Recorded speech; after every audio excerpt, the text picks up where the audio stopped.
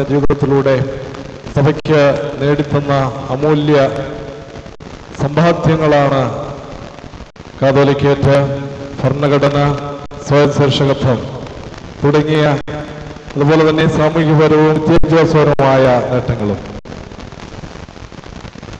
പരിശുദ്ധ തിരുമേനിയുടെ പെരുന്നാളിൽ നമ്മെ അനുഗ്രഹിക്കുവാനായിട്ട് ഇവിടെ എഴുന്നള്ളി വന്നിരിക്കുന്നത് പരിശുദ്ധ വലിയ ബാബ തിരുമേനിയാണ്.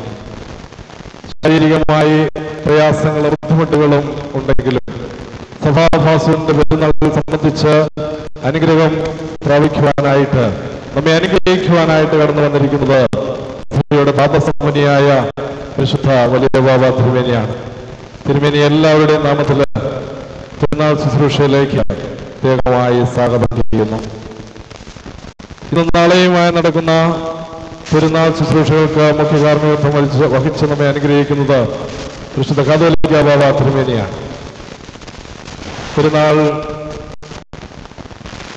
പെരുന്നാളിന്റെ ആലോചന മീറ്റിംഗ് മുതൽ ഇന്ന് വരെയുള്ളതായ എല്ലാ കാര്യങ്ങളിലും നേരിട്ട് അന്വേഷിക്കുകയും ആവശ്യമായ ഉപദേശങ്ങളും പരിശുദ്ധ പിതാവ് നൽകിക്കൊണ്ടിരിക്കുന്നു.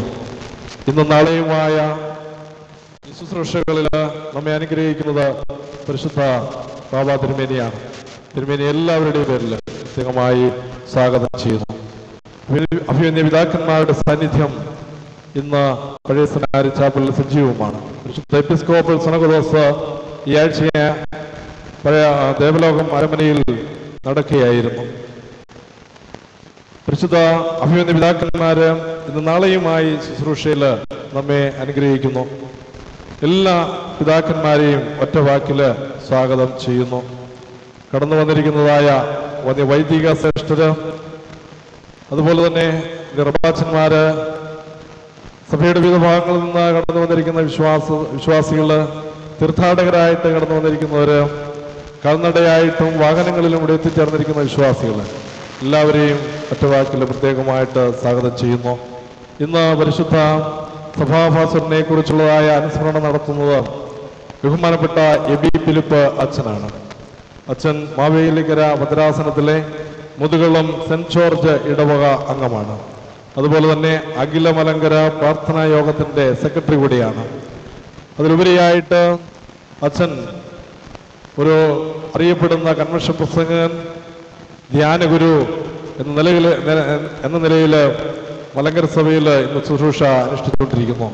മലങ്കര സഭയുടെ കാതോലിക്കേറ്റ് ശതാബ്ദി ആഘോഷ സമാപന സമ്മേളനത്തില് ബഹുമാനപ്പെട്ട അച്ഛൻ കാതോലിക്കേറ്റിനെ കുറിച്ചും സഭാചരിത്രത്തെക്കുറിച്ചും വിശ്വാസികൾക്ക് മനസ്സിലാക്കുന്ന രീതിയിൽ കഥാപ്രസംഗ രൂപത്തില് ഈ വർഷം എറണാകുളം മറൈൻ ഡ്രൈവിൽ വെച്ച് ഒരു കഥാപ്രസംഗം അവതരിപ്പിക്കുകയുണ്ടായി. ബഹുമാനപ്പെട്ട അച്ഛനാണ് ഇന്ന് അനുസ്മരണ പ്രഭാഷണം നടത്തുന്നത്. അച്ഛനെ എല്ലാവരുടെയും പേരിൽ പ്രത്യേകമായി ഈ പ്രസംഗത്തിലേക്ക് ക്ഷണിക്കുന്നു. കടന്നു വന്നിരിക്കുന്ന എല്ലാവരെയും ഒരിക്കൽ കൂടി ക്ഷണിച്ചുകൊണ്ട് നിർത്തുന്നു. ദൈവം തമ്പുരാൻ നമ്മെ അനുഗ്രഹിക്കട്ടെ. ബഹുമാനപ്പെട്ട അച്ഛനെ പ്രസംഗത്തിനായിട്ട് ക്ഷണിക്കുന്നു.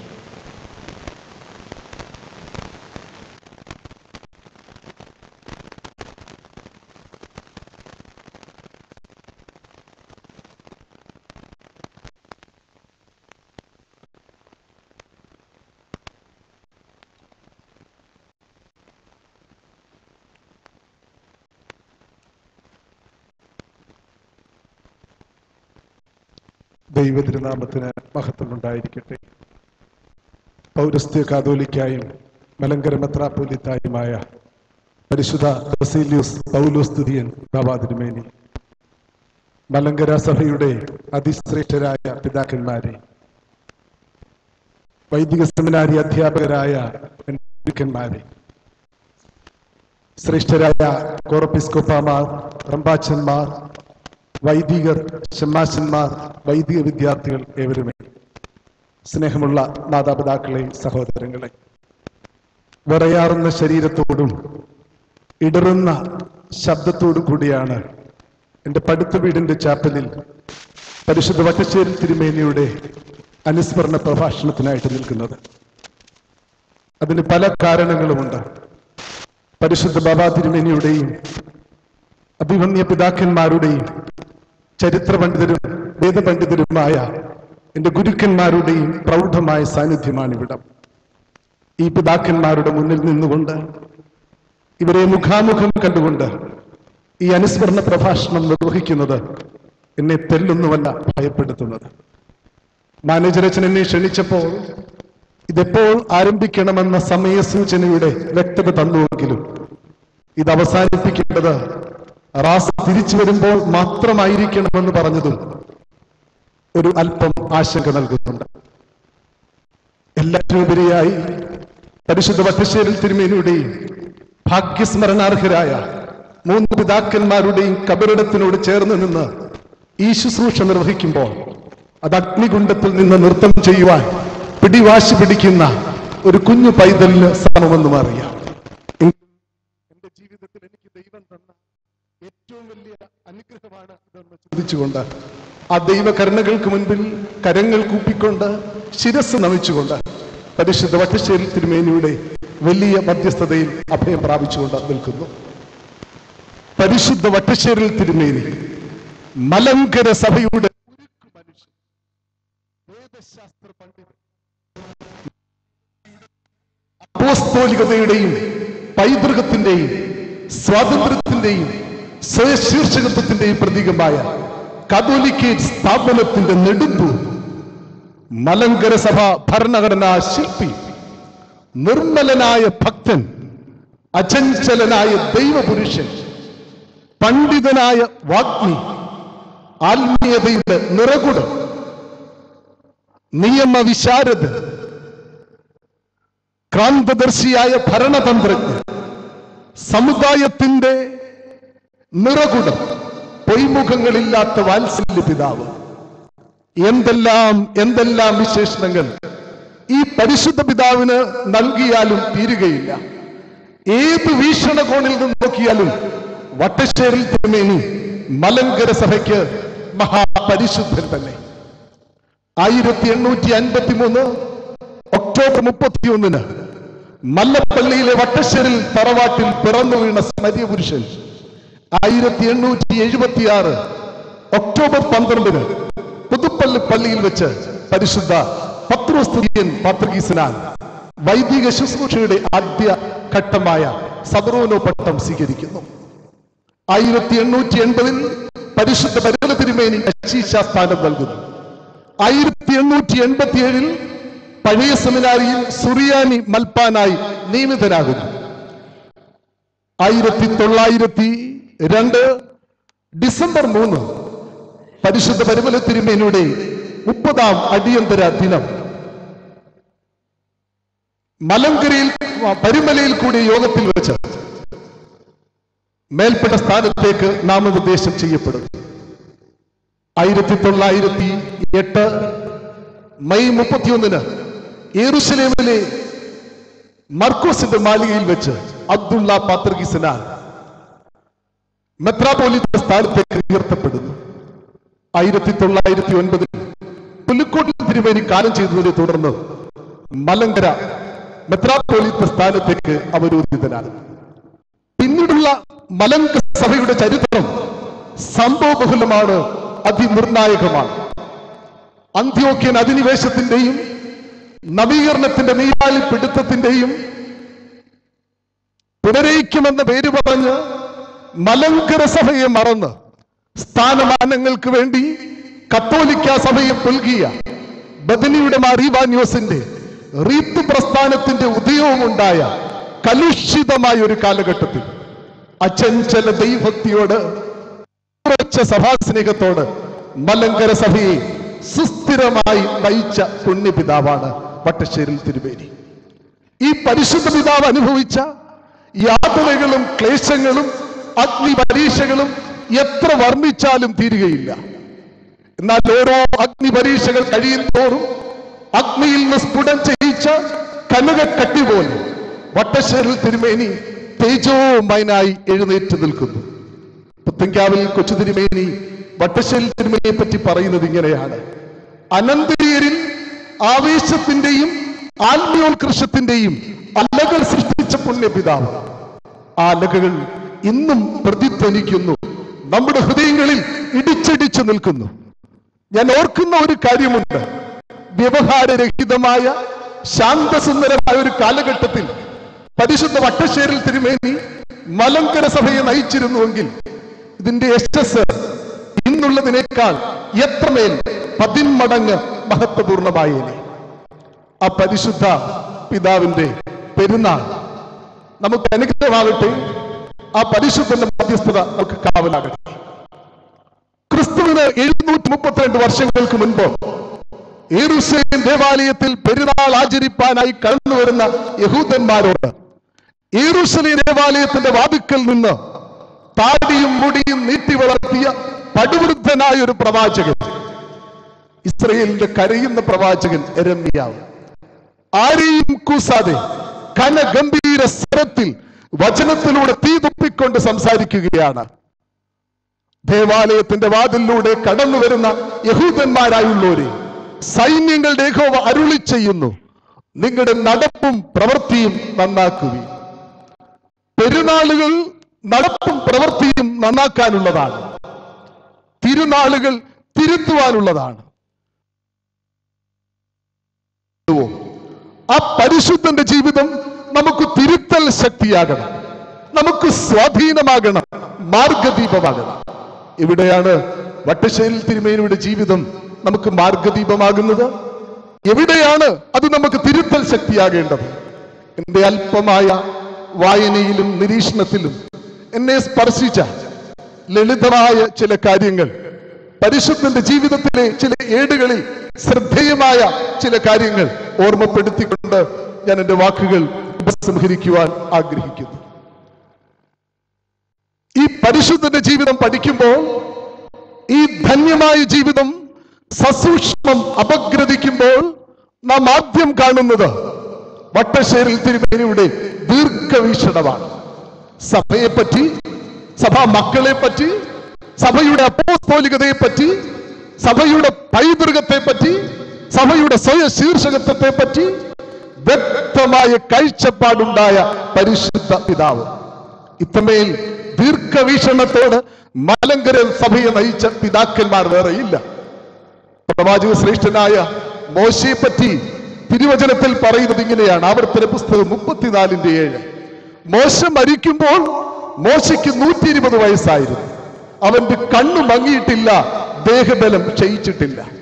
ഞാൻ ചിന്തിക്കുന്നത് മോശയുടെ ബാഹ്യമായ കാഴ്ചയ്ക്കും ബാഹ്യമായ മെയ് കരുത്തിനുമപ്പുറം ആന്തരികമായ തേജസ്സിനെ പറ്റിയാണ്, ആന്തരികമായ കാഴ്ചയെ പറ്റിയാണ് ഇവിടെ പറഞ്ഞിരിക്കുന്നത് എന്നാണ്. തന്റെ വാക്കുകളും പ്രവർത്തനങ്ങളും, എന്തിന് ജീവിതം പോലും ഇസ്രയേലിന് വേണ്ടി സമർപ്പിച്ച ഒരു പ്രവാചകൻ. അതുകൊണ്ട് യാഹുവേ കഴിഞ്ഞാൽ ഇസ്രയേൽ ജനത്തിന് എല്ലാം മോശയാണ്, മോശയുടെ പ്രമാണങ്ങളാണ്. ഇസ്രയേൽക്കാരുടെ സ്വപ്നഭൂമി, വാഗ്ദത്ത ദേശം കാണുവാൻ കഴിഞ്ഞില്ലെങ്കിൽ പോലും അവിടെ വരെ ഇസ്രയേലിനെ കൊണ്ടെത്തിച്ച് ദൂരെ നിന്നെങ്കിലും അത് കണ്ട് സമാധാനത്തോടെ കാലയവനികയിൽ പ്രവേശിക്കുവാൻ കഴിഞ്ഞ ഒരു പ്രവാചകൻ. രക്തം കൊടുത്തില്ലെങ്കിൽ പോലും ചോരയും നീരും ഇസ്രയേലിന് നൽകിയ പ്രവാചകനാണ് മോശ. അതുകൊണ്ട് മോശയെ മറന്നൊരു ചരിത്രം ഇസ്രയേലില്ല. വട്ടശ്ശേരിൽ തിരുമേനിയെ മറന്നൊരു ചരിത്രം മലങ്കര സഭയ്ക്കുണ്ടോ? ആ ഭാസുര ജീവിതം വിസ്മരിച്ച് ചരിത്രം ചമയ്ക്കുവാൻ ആർക്കെങ്കിലും കഴിയുമോ? ഓസ്കർ വൈൽഡ് എന്ന എഴുത്തുകാരൻ പറഞ്ഞിരിക്കുന്നത് ഇങ്ങനെയാണ്: ചരിത്രം ആർക്കും എഴുതാം, എന്നാൽ ചരിത്രം സൃഷ്ടിക്കുവാൻ പരിശുദ്ധന്മാർക്ക് മാത്രമേ, മഹാന്മാർക്ക് മാത്രമേ കഴിയുകയുള്ളൂ. മലങ്കര സഭയുടെ ചരിത്രം സൃഷ്ടിച്ച പരിശുദ്ധ പിതാവ് രക്തം ചീന്തിയില്ലെങ്കിലും തന്റെ അവസാനത്തുള്ളി രക്തവും നീരും മലങ്കര സഭയ്ക്ക് നൽകിയ പുണ്യവാൻ. സമാധാനത്തിന്റെ മലങ്കരയുടെ നല്ല നാളുകൾ കാണുവാൻ കഴിഞ്ഞില്ലെങ്കിൽ പോലും അവിടെ വരെ അവരെ എത്തിച്ച് സമാധാനത്തോടെ സുരക്ഷിത കരങ്ങളിൽ പരിശുദ്ധ സഭയുടെ ചുമതല ഏൽപ്പിച്ച് കടന്നു പോകുവാനും കഴിഞ്ഞ ശ്രേഷ്ഠനായ പിതാവ്. ഈ പരിശുദ്ധൻ മലങ്കര സഭയുടെ സ്വാതന്ത്ര്യത്തിനും സ്വയ ശീർഷകത്വത്തിനും വേണ്ടി സഹനത്തിന്റെ ഏതറ്റം വരെ പോകുവാനുമുള്ള കാഴ്ചയുണ്ടായിരുന്നു. അദ്ദേഹത്തിന്റെ ജീവചരിത്രം പഠിക്കുമ്പോൾ ഈ ദീർഘവീക്ഷണത്തിന് മകുടോദാഹരണങ്ങളായ അനേക സംഭവങ്ങളുണ്ട്. ഏറെ സ്പർശിക്കുന്നത് 1909 അബ്ദുള്ള പാത്രിഗീസ് മലങ്കരയിൽ വന്ന് ആത്മീക അധികാരത്തിനോടൊപ്പം ലൗകിക അധികാരവും വേണമെന്ന് പറഞ്ഞപ്പോഴാണ്. പല പ്രമുഖരും പാത്രിഗീസിന്റെ മുൻപിൽ മുട്ടുകുത്തിയപ്പോൾ മലങ്കര സഭയുടെ സ്വാതന്ത്ര്യം നഷ്ടമാകുമെന്ന ഒറ്റ കാരണത്താൽ തനിക്ക് പട്ടം നൽകിയ അബ്ദുള്ള പാത്രിഗീസിന്റെ നേരെ നോക്കി അതിന് സാധ്യമല്ല എന്ന് ഈ പരിശുദ്ധ പിതാവ് പറയുകയാണ്. അതുകൊണ്ട് സ്വാഭാവിക നീതിക്ക് നിരക്കാത്ത രീതിയിൽ അബ്ദുള്ള പാത്രിഗീസ് വട്ടശ്ശേരിൽ തിരുമേനിയെ മുടക്കുകയാണ്. അത് തന്റെ കഴിവിൽ അണിയുവാനുള്ള സ്വർണമായെന്ന് ഈ പരിശുദ്ധ പിതാവ് പറഞ്ഞു. എന്നാൽ ഇത് മലങ്കര സഭയെ നശിപ്പിക്കുമെന്ന് തിരിച്ചറിഞ്ഞുകൊണ്ട് വട്ടശ്ശേരിൽ തിരുമേനി പാത്രിഗീസിന്റെ മുറിയിൽ കയറി മലങ്കര സഭയെ നശിപ്പിക്കരുത് എന്ന് താണുവിട്ട് പറയുകയാണ്. സമയത്ത് അബ്ദുള്ള പാത്രിഗീസിന്റെ മുടക്ക് പുനഃപരിശോധിക്കണമെങ്കിൽ മലങ്കര സഭയുടെ സ്വത്തുവകകൾ തന്റെ പേരിൽ ആധാരം ചെയ്ത് പ്രമാണം സമർപ്പിക്കണമെന്നാണ് പറഞ്ഞത്. ഒരു മുസ്ലിം രാജ്യത്ത് ദൗത്യബോധമില്ലാതെയും അർത്ഥമില്ലാതെയും ശുഷ്കിച്ചും ശോഷിച്ചും കഴിഞ്ഞ അന്ത്യോക്യ സഭ, അതിന്റെ തലവൻ ജീവിച്ചു വേണമെങ്കിൽ, പിടിച്ചു നിൽക്കണമെങ്കിൽ മലങ്കര സഭയുടെ ലൗകികാധികാരം വേണമായിരുന്നു. ഈ സമയത്ത് ഒരു ഉടമ്പടി എഴുതി ഒരു പ്രമാണം സമർപ്പിച്ച് തന്റെ സ്ഥാനം സുരക്ഷിതമാക്കാമായിരുന്നു വട്ടശ്ശേരി തിരുമേനിക്ക്. എന്നാൽ മലങ്കര സഭയുടെ സ്വാതന്ത്ര്യം വൈദേശിക ശക്തിക്കും അടിയറ വയ്ക്കുകയില്ല എന്ന ഉത്തമ ബോധ്യത്തോടെ വട്ടശ്ശേരി തിരുമേനി പറഞ്ഞ വാക്കുകൾ ശ്രദ്ധേയമാണ്. അത് ചെയ്യുവാൻ എന്റെ മനസ്സാക്ഷി എന്നെ അനുവദിക്കയില്ല. എത്ര ഉൾക്കരുത്തുള്ള, എത്ര ഉൾക്കാഴ്ചയുള്ള വാക്കുകളാണ്. ഇംഗ്ലീഷിൽ ഒരു ചൊല്ലുണ്ട്, eyes are useless when mind is blind.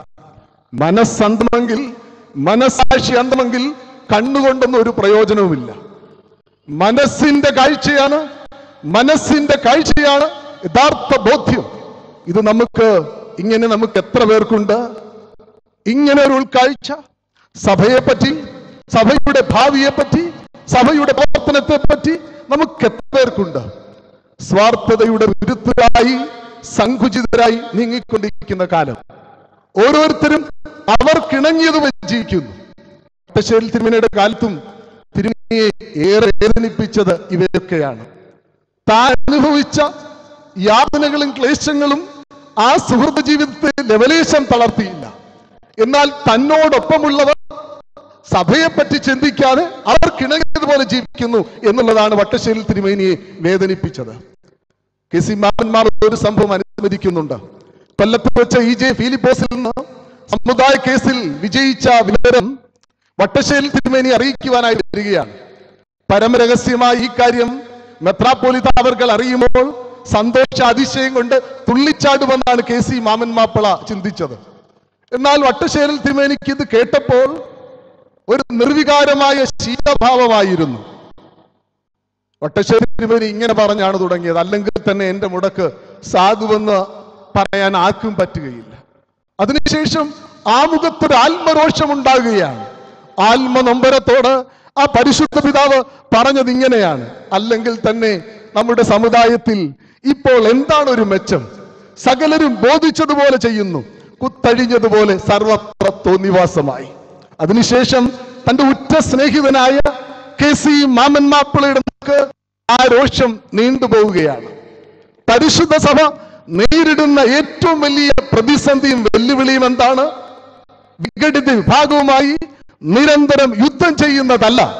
സഭയ്ക്കകത്തുള്ളവർക്ക് സഭയെപ്പറ്റി, സഭയുടെ ഭാവിയെപ്പറ്റി, സഭയുടെ പ്രവർത്തനത്തെ പറ്റി വ്യക്തമായ ബോധ്യമില്ല എന്നുള്ളതാണ്. നമ്മുടെ അൽമായരിൽ, നമ്മുടെ വൈദികരിൽ, വിവിധ ആത്മീക സ്ഥാനങ്ങൾ അലങ്കരിക്കുന്നവരിൽ എത്ര പേർക്ക് ഇങ്ങനെ ഒരു കാഴ്ചയുണ്ട്? സഭയ്ക്ക് എന്ത് സംഭവിച്ചാലും എനിക്ക്, എന്റെ സ്ഥാനങ്ങൾക്ക്, എന്റെ പ്രവർത്തനങ്ങൾക്ക്, അല്ലെങ്കിൽ എന്റെ ഇടവകയുടെ പ്രവർത്തനങ്ങൾക്ക്, എന്റെ പ്രസ്ഥാനത്തിന്, എന്റെ പ്രസ്ഥാനത്തിന്റെ പ്രവർത്തനങ്ങൾക്ക് ഭദ്രാസനം എന്ന് പറയാൻ ഞാൻ ആളൊന്നുമല്ല. എങ്കിലും അത് മാത്രമാണ്, ഇങ്ങനെയുള്ള കാര്യങ്ങൾ മാത്രമാണ് ഞങ്ങൾക്ക് ചിന്ത എന്നുള്ള താല്പര്യം ഇന്ന് നമ്മളിലൊക്കെ ഏറി വരികയാണ്. സങ്കുചിതരാകുന്നു, സ്വാർത്ഥതയുടെ തുരുത്തുകളാകുന്നു. മലയാളത്തിൽ ഒരു കുഞ്ഞു കവിതയുണ്ട്, എനിക്കാരെയാണ് ഇഷ്ടം? അതെന്നാ ചോദിക്കാന്, എനിക്ക് എന്നെയാ ഇഷ്ടം. അത് കഴിഞ്ഞോ അതിനത് കഴിയുന്നില്ലെന്നേ. എത്ര ശക്തമായ സുന്ദരമായ ഒരു കവിതയാണിത്. ഇവിടെയാണ് വട്ടശ്ശേരിൽ തിരുമേനിയുടെ വാക്കുകൾ ശ്രദ്ധിക്കേണ്ടത്. പാത്രഗീസിന്റെ മുടക്കുകൊണ്ട് തനിക്ക് എന്തെല്ലാം സംഭവിച്ചാലും സഭയുടെ സ്വാതന്ത്ര്യം കണ്ണിലെ കൃഷ്ണമണി പോലെ കാത്തു സൂക്ഷിക്കുമെന്ന് ഈ പരിശുദ്ധ പിതാവ് പറയുകയാണ്. സഭ ദൈവത്തിൻ്റെതാണ്, അതൊരിക്കലും നശിക്കയില്ല എന്നും ഈ പരിശുദ്ധ പിതാവിന് വ്യക്തമായ ബോധ്യമുണ്ടായിരുന്നു. 1912 ചിങ്ങമാസം 22-ാം തീയതി കോട്ടയം MD സെമിനാരിയിൽ വെച്ച് അസോസിയേഷൻ യോഗത്തിൽ ഈ പരിശുദ്ധ പിതാവ് നടത്തിയ പ്രസംഗം ഹൃദയസ്പർശിയാണ്. എന്റെ അധികാരഭ്രമം കൊണ്ടാണ് പാത്രഗീസിന് ഞാൻ ഉടമ്പടി വെക്കാത്തത് എന്നൊരു അഭിപ്രായമുണ്ടല്ലോ. അതിനെ തുടർന്ന് പാത്രഗീസിന്റെ അടുക്കൽ നടത്തിയ സംഭാഷണം പരിശുദ്ധ പിതാവ് വിവരിക്കുകയാണ്. വീണ്ടും തുടരുന്നത് ഇങ്ങനെയാണ്: എനിക്ക് എന്റെ സ്ഥാനങ്ങളെ പറ്റിയോ എന്റെ പദവിയെ പറ്റിയോ ഒട്ടും മോഹമില്ല. സഭയുടെ നന്മയ്ക്ക് വേണ്ടി ഞാൻ ഒഴിയുന്നത് ആവശ്യമെന്ന് തോന്നിയാൽ അതിനും ഞാൻ തയ്യാറാണ്. അടുത്ത വാക്കുകളാണ് നമ്മുടെ കണ്ണുകൾ നനയിപ്പിക്കുന്നത്. ഞാൻ തെണ്ടി നടക്കാനും ഒരു റംബാനെ പോലെ ജീവിക്കാനും സന്നദ്ധനാണ് എന്ന് ഈ പരിശുദ്ധ വട്ടശ്ശേരി തിരുമേനി പറയുമ്പോൾ, തനിക്ക് എന്ത് സംഭവിച്ചാലും സഭയുടെ സ്വാതന്ത്ര്യവും സ്വയംഭരണാവകാശവും ബലി കഴിക്കരുത് എന്ന് വ്യക്തമായ ബോധ്യമുള്ള ഒരു പിതാവ്. നമുക്കെല്ലാവർക്കും ഓരോ നിയോഗങ്ങളുണ്ട്. സഭയുടെ ചുമതല മാത്രമാകുകയില്ല, ഭവനത്തിന്റെ ചുമതലയായിരിക്കാം, വിവിധ തൊഴിൽ രംഗങ്ങളിലുള്ള പ്രവർത്തനങ്ങളായിരിക്കാം. ദൈവം ഏൽപ്പിച്ചിരിക്കുന്ന കർത്തവ്യങ്ങളെല്ലാം അത് നിയോഗങ്ങളാണ്. ആ നിയോഗങ്ങളിൽ ശരിയായൊരു കാഴ്ചപ്പാടോടുകൂടി മുന്നോട്ട് പോകുവാൻ നമുക്ക് കഴിയുന്നുണ്ടോ? ഈ കാഴ്ചയില്ലെങ്കിൽ എങ്ങനെയും അങ്ങ് നീങ്ങുകയാണ്, എങ്ങനെയും അങ്ങ് പോകുകയാണ്. അതാണ് ഇന്ന് സംഭവിക്കുന്നത് മുഴുവൻ. കുട്ടികൾക്ക് പ്രിയപ്പെട്ട ഒരു പുസ്തകമുണ്ട്, Ali's in the Wonderland. Ali's അത്ഭുത ലോകത്തിലെത്തുകയാണ്. അതിന്റെ മനം മയക്കുന്ന കാഴ്ചകളിൽ രസിച്ചിരിക്കുമ്പോൾ തന്നെ അവൾക്ക് മുന്നോട്ട് പോകാനുള്ള വഴി അറിയില്ല. അവിടെ കണ്ട ഒരു സുന്ദരി പൂച്ചക്കുട്ടിയോട് ആലീസ് ചോദിക്കുകയാണ്, ഞാൻ പോകേണ്ടുന്ന വഴി ഏതാണ്? അതിന് പൂച്ചക്കുട്ടി മറുപടി പറയുന്നത് ഇങ്ങനെയാണ്: നീ എവിടെ പോകുന്നു എന്നതിനെ ആശ്രയിച്ചാണ് വഴി. It depends on where do you want to go. തെല്ലു കുസൃതിച്ചിരിയോടെ തികച്ചും അലസമായി ആലീസ് പറയുകയാണ്, എനിക്കങ്ങനെ എവിടെ പോകണമെന്നൊന്നുമില്ല, എവിടെങ്കിലും പോയാൽ മതി. മുഖത്തടിച്ചതുപോലെ പൂച്ചക്കുട്ടി പ്രത്യുത്തരം പറയുന്നത് ഇങ്ങനെ: അങ്ങനെയെങ്കിൽ നീ ഏത് വഴിയിലെങ്കിലും പോയിക്കൊള്ളുക, എവിടെങ്കിലും ചെല്ലും. ദിശാബോധം നഷ്ടപ്പെട്ട് എങ്ങനെയും യാത്ര ചെയ്ത് നിയോഗത്തിന്റെ തിരിച്ചറിവില്ലാതെ കാഴ്ച നഷ്ടപ്പെട്ട ആധുനിക സമൂഹത്തെ ഓർമ്മപ്പെടുത്തുന്നതാണിത്. ദൈവം ഏൽപ്പിച്ചിരിക്കുന്ന സ്ഥാനത്ത് വ്യക്തമായ കാഴ്ചയോടെ നമ്മുടെ പ്രവർത്തനങ്ങളെ നയിക്കുവാൻ നമുക്ക് കഴിയാറുണ്ടോ?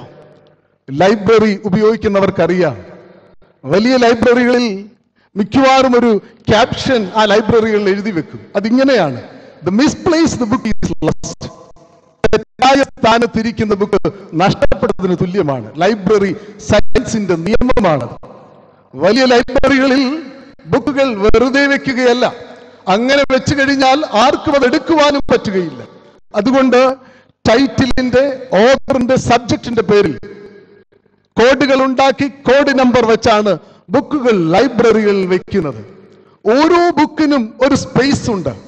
ബുക്ക് അന്വേഷിച്ച് വരുന്നവർ കാറ്റലോഗ് പരതുന്നു, അതിലൂടെ കോഡ് നമ്പർ കണ്ടുപിടിക്കുന്നു, ഇത്രാം ഷെൽഫിലെ ഇത്രാമത്തെ ബുക്ക്. എന്നാൽ ചില വിരുദ്ധന്മാരുണ്ട്, തങ്ങൾക്കിഷ്ടമുള്ള പുസ്തകം അവിടെ നിന്ന് എടുത്ത് വേറെ ഏതെങ്കിലും ഒരു ഷെൽഫിൽ എവിടെങ്കിലും കൊണ്ടുവെക്കും. Misplaced book is lost. തെറ്റായ സ്ഥാനത്തിരിക്കുന്ന ബുക്ക് നഷ്ടപ്പെട്ടതിന് തുല്യമാണ്. നമുക്കൊക്കെ ഒരു സ്ഥാനമുണ്ട്, ആ സ്ഥാനത്തിനൊരു മഹത്വമുണ്ട്, ആ മഹത്വത്തിനൊരു കാഴ്ചപ്പാട് വേണം. ആ കാഴ്ചപ്പാടോട് നയിച്ചില്ലെങ്കിൽ ജീവിതം കൊണ്ട് പ്രയോജനമില്ല, അർത്ഥശൂന്യമായി പോകും ഈ ജീവിതം. എന്നെ സ്പർശിച്ച ഒരു സംഭവമുണ്ട്. ഏതാണ്ട് 9 വർഷങ്ങൾക്ക് മുൻപാണെന്ന് തോന്നുന്നു. തിരുവനന്തപുരത്തിനടുത്ത് ഒരു കൊച്ചു ഭവനം, പ്രേംകുമാർ രമാദേവി ദമ്പതികൾ, അവർക്ക് ഈശ്വരൻ ഒരുമിച്ച് 5 കുഞ്ഞുങ്ങളെ നൽകി. ഉത്തമ, ഉത്രജ, ഉത്രജൻ. ഈ 5 കുഞ്ഞുങ്ങളെ ഒരുമിച്ച് നൽകിയത് കൊണ്ട് അവർക്കേറെ സന്തോഷമുണ്ടായി. അവർ അവരുടെ വീടിന് പഞ്ചരത്നം എന്ന പേരുമിട്ടു.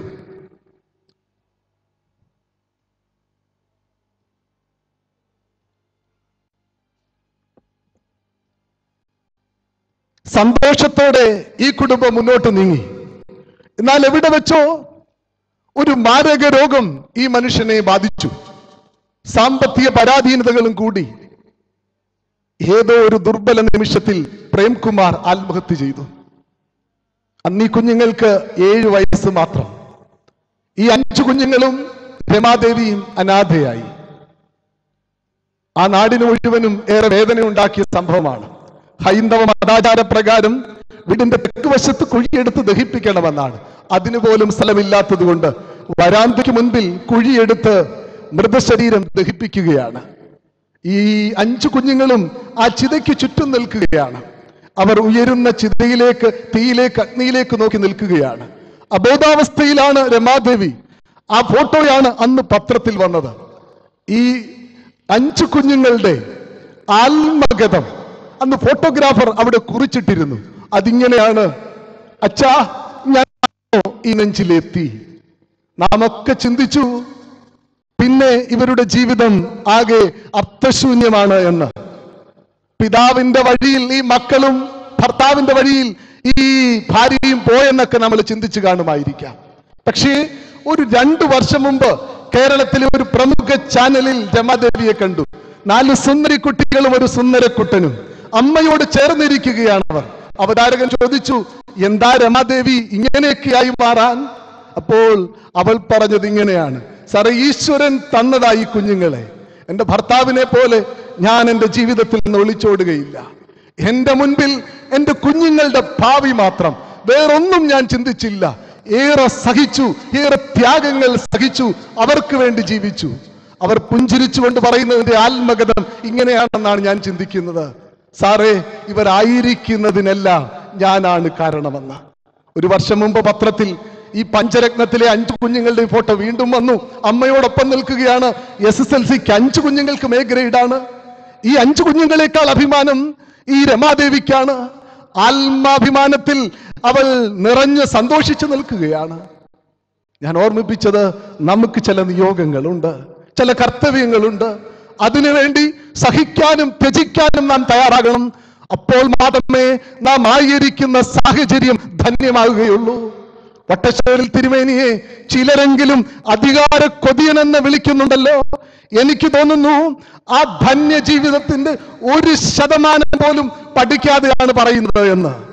മലങ്കര സഭയുടെ ഗർജിക്കുന്ന സിംഹമായ വട്ടശ്ശേരിൽ തിരുമേനിക്ക് കാതോലിക്കേറ്റിന്റെ സ്ഥാപന വേളയിൽ ആ സ്ഥാനം ഏറ്റെടുക്കുവാൻ സർവദാ യോഗ്യതയുണ്ടായിരുന്നു. എന്നാൽ ഈ പരിശുദ്ധൻ ആ സ്ഥാനം ഏറ്റെടുക്കില്ലെന്ന് മാത്രമല്ല, വടക്ക് നിന്നുള്ള മുറിമറ്റത്തിൽ മാറിവാന്യോസിനെ ആ സ്ഥാനത്തേക്ക് ആനയിക്കുകയാണ്. പിന്നീടും 2 കാതോലിക്കമാരെ ആ സ്ഥാനത്ത് പ്രതിഷ്ഠിക്കുകയാണ്. അവിടെയെല്ലാം മാറി നടക്കുകയാണ്. എന്ത് അധികാരമാണ്, എന്ത് സ്വയ താല്പര്യമാണ് വട്ടശ്ശേരിൽ തിരുമേനി തനിക്കായി ചെയ്തത്? ആ പരിശുദ്ധന്റെ ജീവിതം നാം ശ്രദ്ധിക്കേണ്ടതാണ്. ഒരു വേള മലങ്കര മെത്രാപ്പോലീത്ത സ്ഥാനം സഭയുടെ സമാധാനത്തിന് വേണ്ടിയാണ് എങ്കിൽ രാജിവെക്കാനും ത്യജിക്കാനും പോലും വട്ടശ്ശേരിൽ തിരുമേനി തയ്യാറായി. എന്നാൽ മറുവിഭാഗം മലങ്കരയിലുള്ള മറ്റൊരു മെത്രാനെ ആ സ്ഥാനത്തേക്ക് കൊണ്ടുവരാതെ പുറത്തു നിന്നുള്ള യൂലിയോസ് മെത്രാച്ചനെ പ്രതിഷ്ഠിക്കാൻ ശ്രമിച്ചപ്പോഴാണ് ഈ പരിശുദ്ധ പിതാവ് തന്റെ സ്ഥാനം നിലനിർത്താൻ നിർബന്ധിതനായി മാറുന്നത്. ഈ പരിശുദ്ധ പിതാവിനെയാണ് നാം ഇവിടെ ഇപ്പോൾ സ്മരിക്കുന്നത്, നമിക്കുന്നത്. ആ പരിശുദ്ധ പിതാവ് ഒന്നേ ആഗ്രഹിച്ചുള്ളൂ: മലങ്കര സഭ ഒന്നായി പ്രവർത്തിക്കണം, ഒരേ ചട്ടക്കൂട്ടിൽ നിലനിൽക്കണം. യഹൂദന്മാരുടെ ഇടയിലുള്ള ഒരു പോപ്പുലറായ ഒരു കഥയുണ്ട്. അതിന്റെ തലക്കെട്ടിങ്ങനെയാണ്: ദേവാലയം എവിടെ പണിയണമെന്നുള്ളതാണ്. റാബിമാർ ഒരുമിച്ച് കൂടിയിരിക്കുകയാണ്. ഓരോരുത്തരും അവരുടെ അഭിപ്രായങ്ങൾ പങ്കിടുകയാണ്. ഒരാൾ പറഞ്ഞു, അബ്രഹാം ഇസഹാക്കിനെ യാഗം നടത്തിയ സ്ഥലത്ത് ദേവാലയം പണിയണം. മറ്റൊരാൾ പറഞ്ഞു, അല്ല, യാക്കോബിന്റെ കിണറിന്റെ സ്ഥാനത്ത്. വേറൊരാൾ പറഞ്ഞു, അല്ല, മോശയ്ക്ക് ദൈവദർശനമുണ്ടായ സ്ഥലം. അഭിപ്രായങ്ങൾ നീണ്ടുപോയി, തീരുമാനങ്ങളിൽ എത്തുന്നില്ല. ഒരു റാബി എഴുന്നേറ്റ് എന്ന് പറഞ്ഞു, അതവിടെ നിൽക്കട്ടെ. എന്നെ സ്പർശിച്ച ഒരു സംഭവം ഞാൻ പറയാം. ഒരു വീട്ടിൽ 2 മക്കളുണ്ടായിരുന്നു. ജ്യേഷ്ഠൻ കുടുംബസ്ഥനായിരുന്നു, അനുജൻ അവിവാഹിതനായിരുന്നു. 2 പേരും അവരുടെ വയലിൽ നന്നേ കൃഷി ചെയ്തു, ഗോതമ്പ് വിളഞ്ഞു, കൊയ്തെടുത്തു, കളപ്പുരയിലാക്കി. രാത്രിയായപ്പോൾ ജ്യേഷ്ഠൻ ഉറക്കം വരുന്നില്ല. എങ്ങനെ ഉറങ്ങാനാണ്? തന്റെ കളപ്പുരയിൽ ഗോതമ്പുണ്ട്, തനിക്ക് ഭാര്യയും മക്കളുമുണ്ട്. അയാൾ ചിന്തിച്ചു, എൻ്റെ ദൈവമേ, എനിക്കെന്തിനാ ഇത്രയും ഗോതമ്പ്? എന്നോടൊപ്പം ഭാര്യയും മക്കളുമുണ്ട്. അനുജൻ ഒറ്റയ്ക്ക, അവനൊരു വിഷമത്തിന് അവനെ സപ്പോർട്ട് ചെയ്യാൻ ആരുമില്ലല്ലോ, അതുകൊണ്ട് അവൻ ഈ ഗോതമ്പ് കൊടുക്കണം. നേരെ കൊണ്ട് ചെന്നാലോ അവൻ എൻ്റെ കയ്യിൽ നിന്ന് വാങ്ങുക പോലുമില്ല. അതുകൊണ്ട് അറിയാതെ അവൻ്റെ കളപ്പുരയിൽ ഇടണം. അനുജനും ഉറക്കം വരുന്നില്ല, എങ്ങനെ ഉറങ്ങാനാ? ഞാൻ ഒറ്റയാനാ, ജ്യേഷ്ഠൻ കുടുംബസ്ഥനാ, എനിക്കെന്തിനാ ഇത്രയും ഗോതമ്പ്? കൊടുക്കാമെന്ന് വെച്ചാലോ വാങ്ങില്ല, രഹസ്യമായിട്ട് തന്നെ കൊണ്ടിടണം. രണ്ടുപേരും അവരുടെ ഗോതമ്പ് ആവോളം ചാക്കിനകത്താക്കി അർദ്ധരാത്രിക്ക് ആരും കാണാതെ കളപ്പുരയിൽ കൊണ്ടിടണം. അങ്ങനെ രാത്രി സമയത്ത് രണ്ടുപേരും തങ്ങളുടെ ഭവനം വിട്ടു. ഈ ചാക്കുമായി ഈ കളപ്പുരകൾ പിന്നിട്ട്, വയലുകൾ പിന്നിട്ട് അതിർത്തി വരമ്പിന്റെ അടുക്കലെത്തി. ഇരുട്ടിലൊരു രൂപം കണ്ട് രണ്ടുപേരും ഞെട്ടിപ്പോയി. രണ്ടുപേരുടെ കയ്യിൽ നിന്നും ചാക്കുകെട്ടുകൾ താഴെ വീണു. സൂക്ഷിച്ചു നോക്കിയപ്പോൾ ആരെന്ന് മനസ്സിലായി, കാര്യമെന്തെന്നും പിടികിട്ടി. രണ്ടുപേരും ഓടി വന്ന് കെട്ടിപ്പിടിച്ചു പൊട്ടിക്കരഞ്ഞു. കുറെ നേരം കരഞ്ഞതിന് ശേഷം അവർ ആലോചിച്ചു. അതിനുശേഷം കൈകൾ വിട്ട് രണ്ടുപേരും കൈകൾ ഉയർത്തി പൊട്ടിച്ചിരിച്ചു. റാബിമാരിൽ പ്രധാനി എഴുന്നേറ്റ് എന്ന് പറഞ്ഞു, അവിടെയാണ് ദേവാലയം പണിയേണ്ടത്. മോശയ്ക്ക് ദൈവം പ്രത്യക്ഷപ്പെട്ട സ്ഥലത്തല്ല, യാക്കോബിന്റെ കിണറിന്റെ സ്ഥാനത്തുമല്ല, അബ്രഹാം ഇസ്ഹാക്കിനെ യാഗം കഴിച്ച സ്ഥലവുമല്ല, സഹോദരങ്ങളുടെ സ്നേഹ സംഗമ സ്ഥാനങ്ങളിൽ ദേവാലയം ഉയരണം. മലങ്കര സഭ ഇന്നും ആഗ്രഹിക്കുന്നത് അതാണ്. വ്യവഹാരങ്ങൾക്ക് വേണ്ടി ഈ സഭ മുന്നോട്ട് പോയിട്ടില്ല. മലങ്കര സഭാ മക്കൾ ഒന്നായി നിലനിൽക്കണമെന്നാണ് ഈ സഭ ആഗ്രഹിക്കുന്നത്. അന്ത്യോക്യൻ സിംഹാസനത്തിന്റെ പേരിൽ വിഭജിക്കാനുള്ളവരല്ല, പരിശുദ്ധ മാർത്തോമാ സിംഹാസനത്തിന്റെ പേരിൽ ഒന്നായി അണിനിരക്കാനുള്ളവരാണ് എന്നാണ് നാം വിശ്വസിക്കുന്നത്. അതിനുവേണ്ടിയാണ് ഈ സഭ നിലകൊള്ളുന്നത്. സഭാ സമാധാനത്തിന്റെ എല്ലാ വഴികളും ഒത്തുചേർന്ന് വന്നതാണ് 1995 സുപ്രീം കോടതി വിധി. വ്യവസ്ഥാപിതമായ രീതിയിൽ അസോസിയേഷൻ കൂടി മലങ്കര മെത്രാപ്പൊലീത്ത സ്ഥാനത്തേക്ക് ഉയർത്തപ്പെട്ടിട്ടും കോടതി പറഞ്ഞപ്പോൾ മലിമടന്ന സുപ്രീം കോടതി ജഡ്ജിയുടെ നിരീക്ഷണത്തിനോട് ചേർന്ന് നിന്നുകൊണ്ട് വീണ്ടും ആ സ്ഥാനത്തേക്ക് തിരഞ്ഞെടുക്കപ്പെടുവാൻ വേണ്ടി സന്നദ്ധനായത്, വിനയാന്യതായത്, താഴ്മ ഏറ്റെടുത്ത മാത്യൂസ് ദിദിയൻ ബാബ, മലങ്കര സഭയുടെ സൂര്യ തേജസ്, ഈ സഭയുടെ തർക്കങ്ങൾ തീരണമെന്ന് മാത്രം ആഗ്രഹിച്ചാണ്. മലങ്കര സഭയുടെ താപസ ശ്രേഷ്ഠൻ ദിദിമോസ് ബാബായുടെ ഉൾക്കാഴ്ചയും അത് തന്നെയായിരുന്നു. മലങ്കര സഭയുടെ മോശയായ വട്ടശ്ശേരിൽ തിരുമേനിയുടെ പിൻഗാമിയായി യോശുവയെ പോലെ ഈ പരിശുദ്ധ സഭയെ സത്യവിശ്വാസത്തിൽ നയിക്കുന്ന പരിശുദ്ധ പൗലോസ് ദിദിയൻ ബാബായുടെ പ്രഖ്യാപനവും നാം കേട്ടതാണ്. മലങ്കര സഭയുടെ വാതിലുകൾ തുറന്നു കിടക്കുകയാണ് സമാധാനത്തിനായി. വിഘടിത വിഭാഗം ഇത് മനസ്സിലാക്കിയിരുന്നെങ്കിൽ പരിശുദ്ധ വട്ടശ്ശേരിൽ തിരുമേനിയുടെ മധ്യസ്ഥത നമുക്ക് ഈ പ്രവർത്തനങ്ങൾക്ക് കാവലായി തീരട്ടെ എന്ന് പ്രാർത്ഥിക്കുകയാണ്. വട്ടിപ്പണ കേസിൽ സ്പെഷ്യൽ ജഡ്ജിയായ ജി ശങ്കരപ്പിള്ള വട്ടശ്ശേരിൽ തിരുമേനിയെ പറ്റി പറയുന്ന വാക്കുകളും ശ്രദ്ധേയമാണ്. അതിങ്ങനെയാണ്: മലങ്കര സഭയുടെ ക്ഷേമത്തിൽ ഹൃദയ പ്രാധാന്യമുള്ള ഒരു സത്യത്തിന്റെ സംരക്ഷണത്തിന് വേണ്ടി നിവർന്നു പോരാടേണ്ടി വന്നു വട്ടശ്ശേരിൽ തിരുമേനിക്ക്. തന്മൂലം വ്യാജമായ കുറ്റാരോപണങ്ങൾക്കും പീഡനങ്ങൾക്കും കഷ്ടതകൾക്കും വിധേയനായി. ഇവയെല്ലാം മലങ്കര സഭയ്ക്ക് വേണ്ടി വീരയോദ്ധാവിനെ പോലെ സഹിച്ചു. അദ്ദേഹം ഒരു വിത്ത് വിതച്ചു, സഭയ്ക്ക് അതിൽ നിന്ന് വിളവ് ലഭിക്കുമെന്നതിൽ എനിക്ക് സംശയമില്ല. മലങ്കര സഭ ഇന്നായിരിക്കുന്നതിനല്ല, പരിശുദ്ധ വട്ടശ്ശേരിൽ തിരുമേനിയോട് നാം കടപ്പെട്ടിരിക്കുന്നു. തന്നെ മുടക്കിയ അന്ത്യോക്യൻ സിംഹാസനത്തിന്റെ അടുക്കലേക്ക് പോയി സമാധാന ശ്രമങ്ങൾ നടത്തിയത് നമുക്കറിയാം. 37 ദിവസങ്ങൾ നീണ്ട യാത്ര, ജീവൻ പോലും നഷ്ടപ്പെടാവുന്ന യാത്രയായിരുന്നു. 67 ദിവസങ്ങളുള്ള മാരത്തോൺ ചർച്ചകൾ. ഒടുവിൽ പാത്രീസിനും മനസ്സിലായി വട്ടശ്ശേരിൽ തിരുമേനിയുടെ നിലപാടിനെ മുടക്കു പിൻവലിക്കുന്നു. പക്ഷെ ഒരു വിരോധാഭാസം നടക്കുന്നു. യൂലിയോസ് എന്ന മെത്രാച്ചൻ ആ കൽപ്പന മലങ്കരയിൽ വായിച്ചില്ല എന്നുള്ളത്. വട്ടശ്ശേരിൽ തിരുമേനി മലങ്കര സഭയ്ക്ക് പരിശുദ്ധൻ തന്നെ, അല്ല മഹാപരിശുദ്ധൻ തന്നെ. ഇത്രമാത്രം ദീർഘവീക്ഷണത്തോട് മലങ്കര സഭയെ നയിച്ച പരിശുദ്ധ പിതാവ് വേറെയില്ല. 2, പരിശുദ്ധ വട്ടശ്ശേരിൽ തിരുമേനിയുടെ ജീവിതം സൂക്ഷ്മമായി പഠിക്കുമ്പോൾ, അത് ചിട്ടയായി നാം അപഗ്രഥിക്കുമ്പോൾ നാം കണ്ടെത്തുന്ന മറ്റൊരു ഭാവം സാമ്പത്തികമായ സത്യസന്ധതയും സുതാര്യതയും മിതത്വവുമായിരുന്നു. വട്ടശ്ശേരിൽ തിരുമേനി കാണിച്ച സാമ്പത്തിക സത്യസന്ധതയും മിതത്വവും എക്കാലവും ശ്രദ്ധിക്കപ്പെടുന്നതാണ്. മൽപ്പാനച്ചനായിരുന്ന കാലത്ത് തന്നെ മലങ്കര മെത്രാപ്പോലീത്ത കേസ് നടത്തിപ്പിന്റെ ചുമതല സ്മരി പുരുഷനെയായിരുന്നു ഏൽപ്പിച്ചിരുന്നത്. അതിന് വ്യക്തമായ കണക്കുകൾ എഴുതി ഓരോ സമയത്തും മലങ്കര മെത്രാപ്പോലീത്തായി ബോധിപ്പിച്ചിരുന്നു. അതിലൊരു തെറ്റുകളോ പാകപ്പിഴകളോ പോലും ഉണ്ടാകാറില്ലായിരുന്നു. മലങ്കര മെത്രാപ്പോലീത്ത ആയപ്പോഴോ ആ പരിശുദ്ധ പിതാവിന്റെ ബോധ്യം ഇങ്ങനെയായിരുന്നു: മലങ്കര സാന്നിധ്യം വഹിക്കുന്നവർ അതിന്റെ കസ്റ്റോഡിയൻ മാത്രമാണെന്നുള്ള ഒരു ബോധ്യം, അതിന്റെ അവകാശികളല്ല, കൈകാര്യം ചെയ്യുന്നവർ മാത്രമെന്നുള്ളത്. അതുകൊണ്ടാണ് മുടക്ക് പുനഃപരിശോധിക്കണമെങ്കിൽ വസ്തുവകകളുടെ പ്രമാണം വെക്കണമെന്ന് പാത്രികീസ് പറഞ്ഞപ്പോൾ മലങ്കര സഭ ഒരു ട്രസ്റ്റ് എന്നെ വിശ്വസ്തയോടെ ഏൽപ്പിച്ചിരിക്കുകയാണ്, അതിനെ ഞാൻ വഞ്ചിക്കുകയില്ല എന്ന് ശക്തമായിട്ട് വട്ടശ്ശേരി തിരുമേനി പറയുന്നത്. തനിക്ക് എന്ത് സംഭവിച്ചാലും പൈതൃകമായ ഏൽപ്പിച്ച സ്വത്ത് വിശ്വസ്തയോട് കാത്തു സൂക്ഷിക്കുമെന്ന് വട്ടശ്ശേരി തിരുമേനി പറയുകയാണ്. വട്ടശ്ശേരി തിരുമേനിയെ പറ്റി പറയുന്ന തിരുമേനിക്ക് 2 അക്കൗണ്ടുകളില്ലെന്നാണ് പറയുന്നത്: സഭാപരമായ അക്കൗണ്ടുകളും വ്യക്തിപരമായ അക്കൗണ്ടുകളും. വട്ടശ്ശേരി തിരുമേനിയുടെ സഭയുടെയും സഭ വട്ടശ്ശേരി തിരുമേനിയുടെയും ആയിരുന്നു എന്ന് ആ പിതാവ് വിശ്വസിച്ചിരുന്നു. തന്റെ നേട്ടങ്ങൾ സഭയുടെ നേട്ടങ്ങളാണ്, സഭയുടെ നേട്ടങ്ങൾ തന്റെ നേട്ടങ്ങളാണ്. ആദിമസഭയിൽ എന്നതുപോലെ വട്ടശ്ശേരി തിരുമേനിയുടെ സ്വത്തുക്കളെല്ലാം പൊതുസമൂഹത്തിന്റെയും പൊതുവിന്റെയും ആയിരുന്നു. സ്വന്തമായി 1 രൂപ പോലും ചിലവഴിക്കാതിരുന്ന ഈ പരിശുദ്ധ പിതാവിന്റെ സ്വത്തുക്കളെല്ലാം സഭയുടെ സ്വത്തുക്കൾ തന്നെയായിരുന്നു. വട്ടശ്ശേരി തിരുമേനിയുടെ ദീർഘകാല സെക്രട്ടറി ആയിരുന്നു മണലച്ചൻ. അച്ഛൻ പറയുന്ന വാക്കുകൾ നമ്മെ ഏറെ സ്പർശിക്കുന്നുണ്ട്. മലങ്കര മെത്രാപ്പോലീത്തായ്ക്ക് ഒരു കണക്ക് പുസ്തകം മാത്രമേ ഉണ്ടായിരുന്നുള്ളൂ.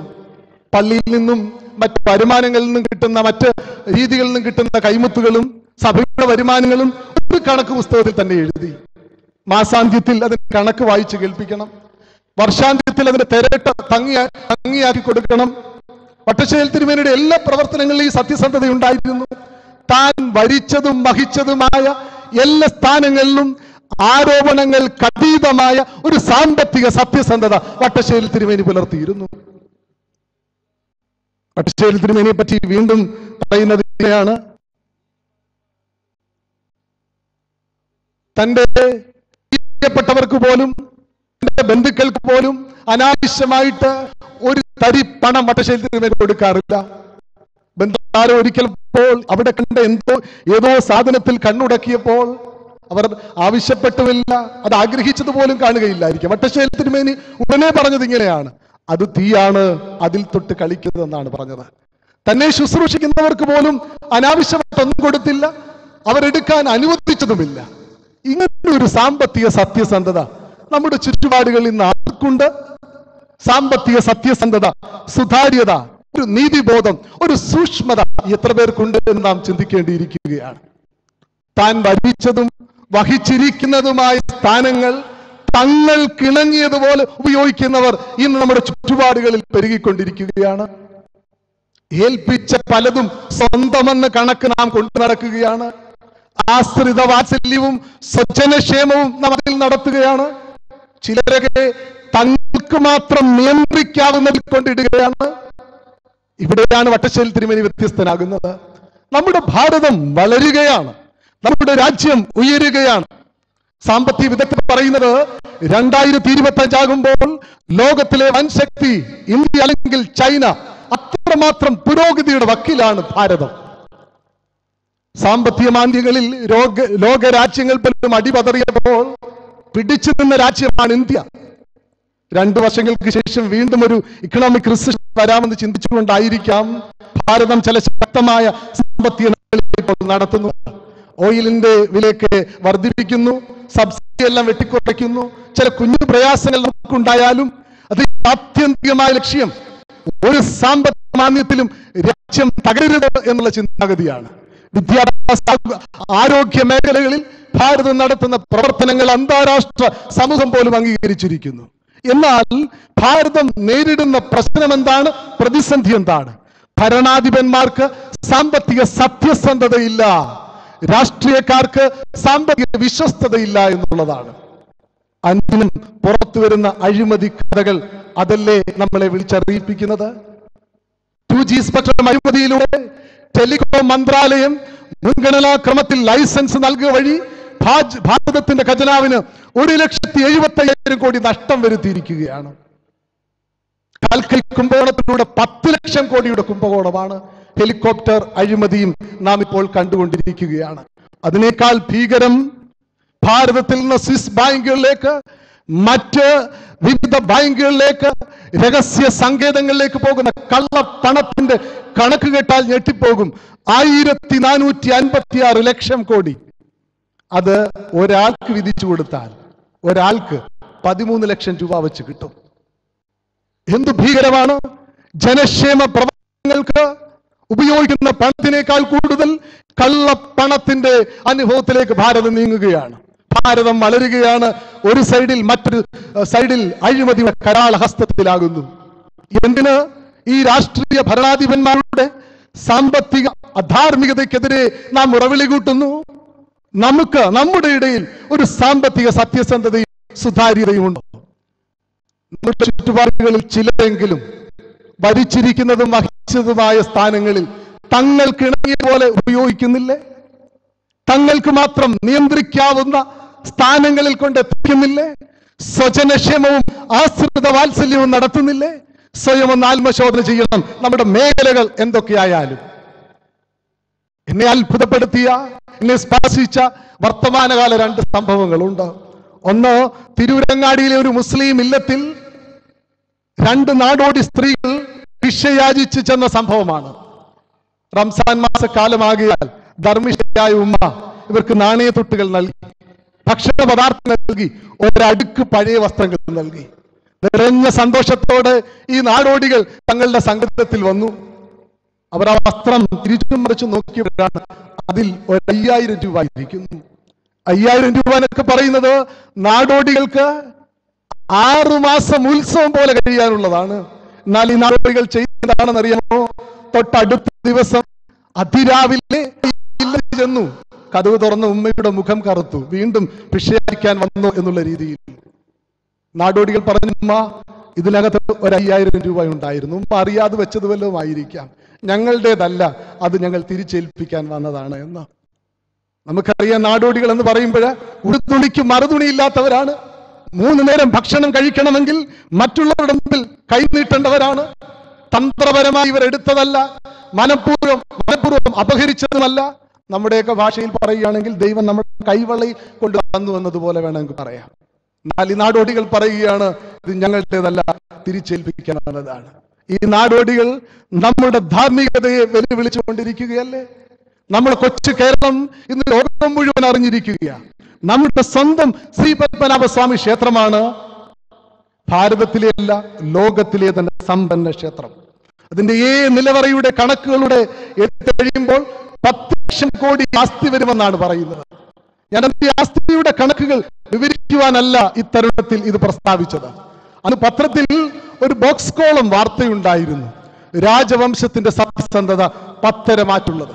അതിൽ പറയുന്നത് ഇങ്ങനെയാണ്: കാലാകാലങ്ങളിൽ തിരുവിതാംകൂർ രാജാക്കന്മാർ യുദ്ധത്തിലൂടെ നേടിയെടുത്തത്, വിവിധ വരുമാനങ്ങളിലൂടെ ലഭിച്ചത്, സമ്മാനങ്ങളായി അവർ ആർജിച്ചത് എല്ലാം ശ്രീ പത്മനാഭ സ്വാമിക്ക് സമർപ്പിച്ചു. അങ്ങോട്ട് വെക്കുകയല്ലാതെ തിരിച്ചെടുക്കാറില്ലായിരുന്നു.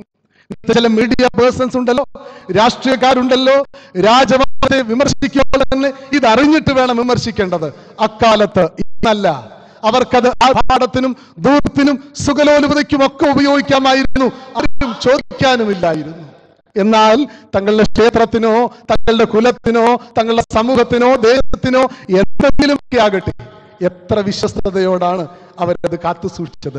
രാജവംശത്തിന്റെ സത്യസന്ധത പത്തരമാറ്റുള്ളത്. അവർക്കൊരു ചടങ്ങുണ്ട്. ക്ഷേത്രത്തിൽ പോയിട്ട് പുറത്തിറങ്ങുമ്പോൾ കാലില് പൊടി വരെ തട്ടിക്കളയും. ഒരു പൊടി കുലത്തിൽ വന്നാൽ കുലം മുടിഞ്ഞു പോകും. എത്ര വലിയ സത്യസന്ധത! ഇന്നും ഒരു ദിവസം അവർ ക്ഷേത്രത്തിൽ പോയില്ലെങ്കിൽ 151 രൂപ ഫൈൻ കൊടുക്കുമെന്നാ പറയുന്നത്. ഞാൻ അന്നേരം ഉടനെ ചിന്തിച്ചെന്റെ ദൈവമേ, നമ്മുടെ പള്ളികളിലും ഇങ്ങനെ ഫൈൻ ഏർപ്പെടുത്തി കഴിഞ്ഞാൽ അതിനേക്കാൾ വലിയ രീതി നമ്മുടെ പള്ളികളിലും കാണും. വംശത്തിന്റെ സത്യസന്ധത പത്തരമാറ്റുള്ളത്. പരിശുദ്ധനായ വട്ടശ്ശേരിൽ തിരുമേനിയുടെ ജീവിതം നാം അപഗ്രഥിക്കുമ്പോൾ ഈ പത്തരമാറ്റിൽ വിശ്വസ്തതയാണ് നാം കാണുന്നത്. തന്നെ ഏൽപ്പിച്ചതിൽ, താൻ മരിച്ചതിൽ, വഹിച്ചതിൽ ആരോപണങ്ങൾക്ക് അതീതമായൊരു സത്യസന്ധത. ഈ സത്യസന്ധതയിലേക്കാണ് പരിശുദ്ധ തിരുമേനി നമ്മെ വിളിക്കുന്നത്. ഒരാൾ പരിശുദ്ധനാകുന്നത് പ്രാർത്ഥനയിൽ മാത്രം ഇരിക്കുമ്പോൾ അല്ല, അതിനപ്പുറമായി തന്റെ നിയോഗങ്ങളിൽ, പ്രത്യേകിച്ച് സാമ്പത്തിക കാര്യങ്ങളിൽ തന്നെ ഏൽപ്പിച്ചിരിക്കുന്ന ചുമതലകളിൽ എത്രമാത്രം വിശ്വസ്തത കാണിക്കുന്നു എന്നുള്ളത് കൂടെയാണ്. ഇതാ വട്ടശ്ശേൽ തിരുമേനി പരിശുദ്ധനാകുന്നു. അത് മാത്രമല്ല, സാമ്പത്തികമായ സത്യസന്ധതയും വിശ്വസ്തതയും മാത്രമല്ല, സാമ്പത്തികമായൊരു മിതത്വവും വട്ടശ്ശേൽ തിരുമേനിയിൽ ഉണ്ടായിരുന്നു എന്നുള്ളത് നാം ശ്രദ്ധിക്കണം. മണലച്ചൻ പറയുന്നത് ഇങ്ങനെയാണ്: സഭാഭാസുരന് കാറില്ലായിരുന്നു. എവിടെയെങ്കിലും യാത്ര ചെയ്യേണ്ടി വരുമ്പോൾ ചന്തക്കടലിലുള്ള മോഡിശ്ശേരിലെ MO വക്കീലിന്റെ കാറായിരുന്നു ഉപയോഗിച്ചിരുന്നത്. അതിനുള്ള പെട്രോളിന്റെ ചിലവ് മെത്രാപ്പോലീത്ത വഹിച്ചിരുന്നു. ഇന്നത്തെ പോലെ സാമ്പത്തിക ഭദ്രത അന്ന് മലങ്കര സഭയ്ക്കില്ലായിരുന്നു. എന്നാൽ മലങ്കര മെത്രാപ്പോലീത്തായ്ക്ക് ഒരു കാറ് പോലും വാങ്ങുവാൻ പറ്റാത്ത പരമദരിദ്രമായ അവസ്ഥയായിരുന്നു അന്ന് മലങ്കര സഭയ്ക്ക്. അല്ല, ഒരിക്കലും അല്ലെന്ന് നമുക്കറിയാം. അത്രമാത്രം മിതത്വം, ലാളിത്യം ആ പരിശുദ്ധ പിതാവ് കാണിച്ചിരുന്നു. ഇന്നത്തെ കാലത്ത് കാറ് വേണ്ടെന്നല്ല, ഭൗതിക സാഹചര്യങ്ങൾ വേണ്ട എന്നല്ല ഞാൻ പറയുന്നത്. കാറും ഭൗതിക സാഹചര്യങ്ങളും ഐപാഡും ലാപ്ടോപ്പും മാത്രമാണ് ജീവിതമെന്ന് ചിന്തിച്ചു കഴിഞ്ഞാൽ അത് കുറെ അപകടമാണ്, അത് അല്പം ഭീകരവുമാണ്. തിരുമേനിയുടെ ബന്ധുവായ ഡോക്ടർ PV കോശി അവർക്കൽ പറയുന്നത് ഇങ്ങനെയാണ്: സമുദായ കേസ് വിജയിച്ചപ്പോൾ സമുദായ അംഗങ്ങളെല്ലാം കൂടെ ചേർന്ന് വട്ടശ്ശേൽ തിരുമേനിക്ക് ഒരു കാർ സമ്മാനമായിട്ട് വാങ്ങിക്കൊടുക്കാൻ തീരുമാനിക്കുകയാണ്. എന്നാൽ മെത്രാപ്പോലീത്തയുടെ അനുവാദം വേണമല്ലോ. അത് ചോദിച്ചു ചെന്നപ്പോൾ വട്ടശ്ശേൽ തിരുമേനി പറഞ്ഞത് ഇങ്ങനെയാണ്: സമുദായത്തിന് ചെലവ് വരുമെന്ന് കണ്ട് ഞാൻ പറയുകയാണ്, എനിക്കിത് വേണ്ട. നിങ്ങൾ ഓർക്കണം, സമുദായത്തിന്റെ പൊതുഫണ്ടിൽ നിന്നല്ല ഈ പണം എടുക്കുന്നത്. സമുദായ അംഗങ്ങൾ കളക്ട് ചെയ്ത് സമ്മാനമായിട്ട് കൊടുക്കുകയാണ്. അതുപോലും സമുദായ ഫണ്ട് എന്നുള്ള കണക്ക് ചിന്തിച്ച് മിതത്വം പാലിക്കുന്ന ഒരു പരിശുദ്ധ പിതാവ്. നമ്മുടെ പെരുന്നാളുകൾ സംഭവിക്കുന്നത് എന്തൊക്കെയാണ്? ഞങ്ങൾ അച്ഛന്മാർ ചിലപ്പോൾ പള്ളികൾ പറയുന്നത് ഇങ്ങനെയാണ്: പള്ളിയുടെ ഫണ്ടിൽ ഞങ്ങളൊന്നും എടുക്കുന്നില്ല, ഇടവക്കാരെ കൊണ്ട് സ്പോൺസർ ചെയ്യിക്കുകയാണ് പറയുന്നത്. അതുപോലും സമുദായത്തിന്റെ ഫണ്ട് എന്ന് ചിന്തിക്കുന്ന ഒരു പിതാവ്. അത്രമാത്രം സാമ്പത്തിക മിതത്വം, ലാളിത്യം, വിശ്വസ്തത സ്വീകരിച്ച ഒരു പിതാവിനെയാണ് നാം ഇപ്പോൾ സ്മരിക്കുന്നത് എന്ന് നാം ഓർക്കണം. അനാവശ്യമായിട്ട് ഒരു പൈസ ചെലവാക്കാൻ അനുവദിച്ചിരുന്നില്ല. ആർഭാടവും ധൂർത്തും ആ സുഹൃത ജീവിതത്തെ സ്പർശിച്ചതേ ഇല്ല. ഇന്ന് ജീവിതം ആർഭാടവും ധൂർത്തും സുഖലോലുപതയുമെന്ന് തെറ്റിദ്ധരിക്കുന്ന ഒരു കാലമാണ്. ചുറ്റുപാടും നോക്കുമ്പോൾ ജീവിതം അങ്ങനെയെന്നാണ് നമ്മളൊക്കെ ചിന്തിക്കുന്നത്.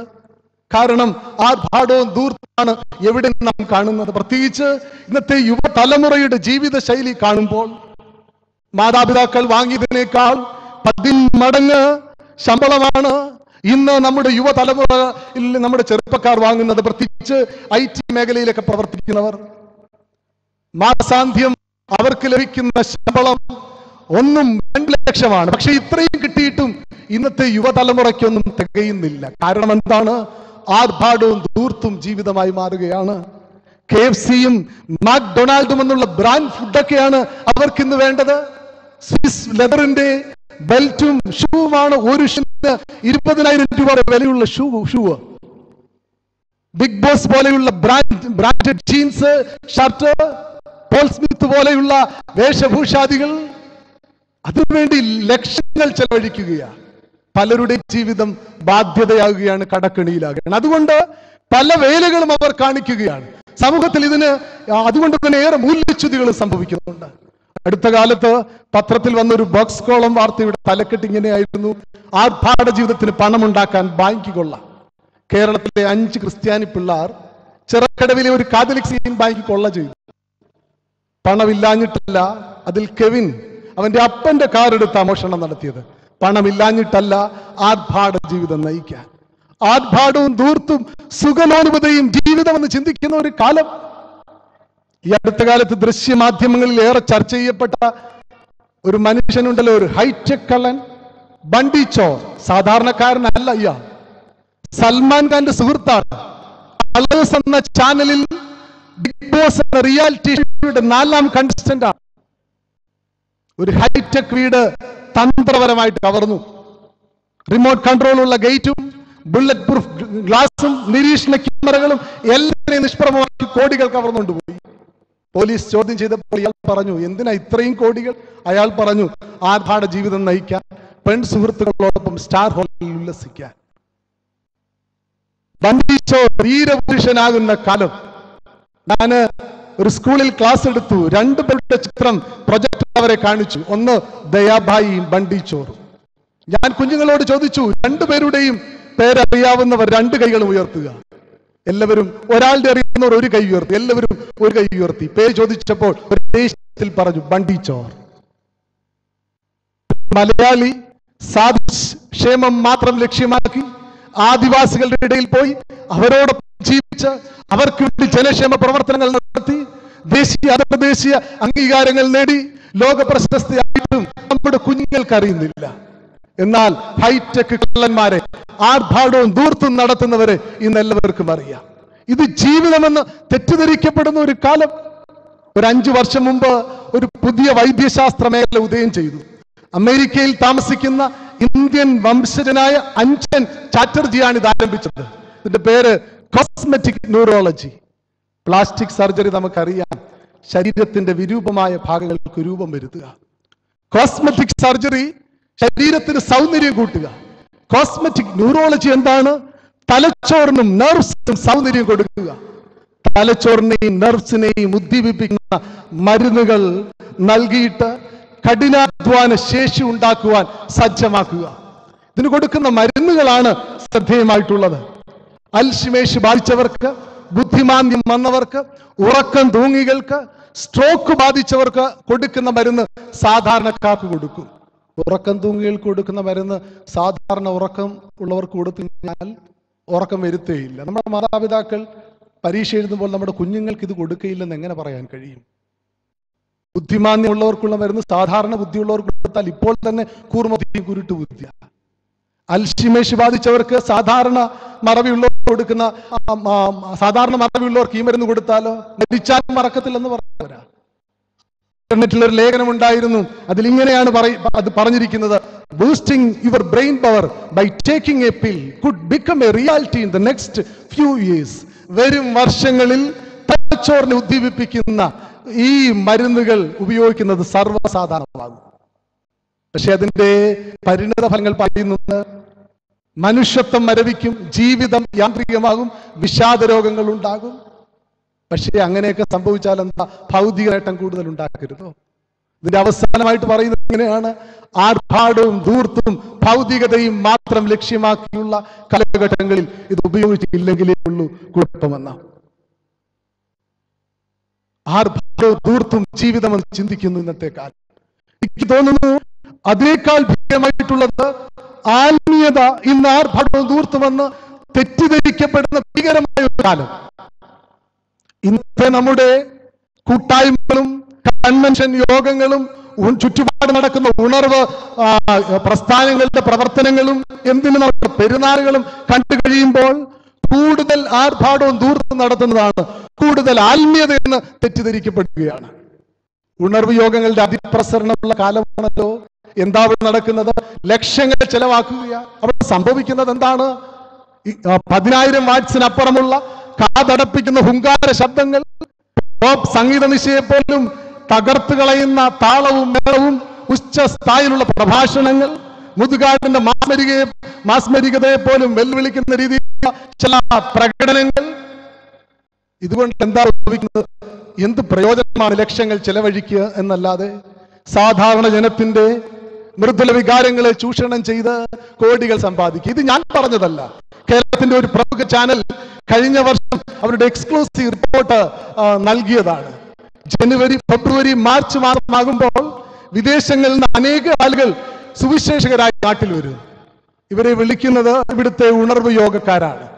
ലക്ഷങ്ങൾ ഇവരെ ഈ യോഗങ്ങൾ നടത്തുവാൻ, അതിലൂടെ ലക്ഷങ്ങൾ ചെലവാക്കി സാധാരണ മനുഷ്യനെ ചൂഷണം ചെയ്ത് കൊണ്ടാക്കുന്നു. ഉണർവ് പ്രസ്ഥാനങ്ങളുടെ ഇങ്ങനെയുള്ള ആത്മീയ കച്ചവടങ്ങളെ, ഈ ധൂർത്തിനെ കണ്ട് മനം മടുക്കുമ്പോൾ തന്നെ ഒരാത്മവിമർശനം പോലെ നമുക്ക് നമ്മെ പറ്റി ചിന്തിക്കേണ്ടിയിരിക്കുന്നു. നമ്മുടെ പെരുന്നാളുകളിൽ സംഭവിക്കുന്നത് എന്താണ്? 1-2 ദിവസം ഭക്തി സാന്ദ്രമായി നടത്തപ്പെടുന്ന നമ്മുടെ പെരുന്നാളുകൾ ഇന്ന് 1-2 ആഴ്ചയായി നീണ്ടുപോവുകയാണ്. രാഷ്ട്രീയ സാമൂഹ്യ സാമുദായിക നേതാക്കന്മാർ പങ്കെടുക്കുന്ന സാംസ്കാരിക സമ്മേളനങ്ങൾ, കേരളത്തിന്റെ യുവജനോത്സവത്തിന്റെ സാംസ്കാരിക ഘോഷയാത്രയെ പോലും വെല്ലുന്ന ആർഭാടപൂർണമായ യാത്ര, തട്ടുവെളുപ്പൻ പന്തലുകൾ, കൂറ്റൻ ആർച്ചുകൾ, മൾട്ടി കളർ ഫ്ലക്സുകൾ. നമ്മുടെ സഭയുടെ പൊതുപരിപാടികൾ തികച്ചും ലളിതമായി നടത്തണമെന്നല്ല ഞാൻ പറയുന്നത്. എന്നാൽ ഒരു ഇടവകയിൽ അവരുടെ ചെലവറിന്റെ 20-25% പോലും ഇങ്ങനെയുള്ള പെരുന്നാളുകൾക്ക് വേണ്ടി ചെലവഴിക്കുമ്പോൾ അത് ആർഭാടവും ദൂരത്തും തന്നെയാണ്. ഇവിടെയാണ് സാമ്പത്തിക മിതത്വം ജീവിതത്തിൽ സൂക്ഷിച്ച ഒരു പരിശുദ്ധനെ കാണുന്നത്. കാറ് പോലും വേണ്ട എന്ന് പറയുന്ന ഒരു പുണ്യവാനെ നാം സ്മരിക്കുന്നത്. ഈ പരിശുദ്ധൻ സാമ്പത്തിക മിതത്വം, സാമ്പത്തിക സത്യസന്ധത, സാമ്പത്തിക സൂക്ഷ്മത കാണിച്ച വട്ടശ്ശേരി തിരുമേനി മലങ്കര സഭയ്ക്ക് മഹാപരിശുദ്ധൻ തന്നെ. ഞാൻ എന്റെ വാക്കുകൾ നിർത്തുകയാണ്. എന്തെല്ലാം വിശേഷണങ്ങൾ ഈ പുണ്യവാനെ പറ്റി പറയുവാൻ നമുക്ക് കഴിയും. അദ്ദേഹത്തിന്റെ വ്യക്തിബന്ധം, ബുദ്ധി വൈഭവം, പൊയ്മുഖമില്ലാത്ത ജീവിതം, ചിട്ടയായ ജീവിതചര്യകൾ, ഹൃദയസ്പർശിയായ പ്രഭാഷണങ്ങൾ, പവിത്ര രചനകൾ, സമചിത്തതകൾ, എല്ലാം എത്ര പറഞ്ഞാലും തീരുകയില്ല. ഏത് വീക്ഷണകോണിൽ നിന്ന് നോക്കിയാലും വട്ടശ്ശേരി തിരുമേനി മലങ്കര സഭയ്ക്ക് മഹാപരിശുദ്ധൻ തന്നെ. ഗിവർഗീസ് ബാബ ആ പുണ്യപിതാവിന്റെ കബറത്തിൽ കോറിയിട്ടിരിക്കുന്നു. Time will not dim his glory. കാലം ആ മഹത്വത്തിന് മങ്ങലേൽപ്പിക്കുന്നില്ലെന്ന് മാത്രമല്ല, ആ മഹത്വത്തെ പ്രോജ്വലിപ്പിച്ചുകൊണ്ടിരിക്കുകയാണ്. Time will brighten his glory. ആ മഹത്വത്തെ പ്രോജ്വലിപ്പിച്ചുകൊണ്ടിരിക്കുകയാണ്. സഭാഭാസുരൻ പേര് എത്ര അന്വർത്ഥമാണ്. അന്ധകാരമാകാമായിരുന്ന മലങ്കര സഭയെ പ്രദീപ്തമാക്കിയ പരിശുദ്ധൻ, സ്വയം പ്രകാശിച്ചും മറ്റുള്ളവരെ പ്രകാശിപ്പിച്ചു നൽകുന്ന സൂര്യൻ. സഭാസ്നേഹിയായ ഡോക്ടർ സാമുവേൽ ചന്ദനപ്പള്ളിയുടെ വാക്കുകൾ കുറിവാക്യമായി എടുത്തുകൊണ്ട് ഞാൻ ഈ അനുസ്മരണ പ്രഭാഷണം ഉപസംഹരിക്കുകയാണ്. മഹാന്മാരുടെ മഹത്വം അനുഭവപ്പെടുന്നതിന് അവരുടെ ജീവിതം അനുകരിക്കുകയാണ് കരണീയമായിട്ടുള്ളത്. ആ പുണ്യവാന്റെ ജീവിതം അനുകരിക്കുവാൻ, അങ്ങനെ ഈ പെരുന്നാളിനോട് ചേർന്ന് നിൽക്കുവാൻ, ഈ പെരുന്നാൾ നമുക്കൊരു തിരുത്തൽ ശക്തിയാകാൻ, മാർഗദീപമാകുവാൻ ജഗദീശ്വരൻ സഹായിക്കട്ടെ എന്ന് പ്രാർത്ഥിച്ചുകൊണ്ട് വട്ടശ്ശേരി തിരുമേനിയുടെ മധ്യസ്ഥതയിൽ അഭയം ലഭിച്ചുകൊണ്ട് ഞാൻ എൻ്റെ വാക്കുകൾ ചുരുക്കുന്നു.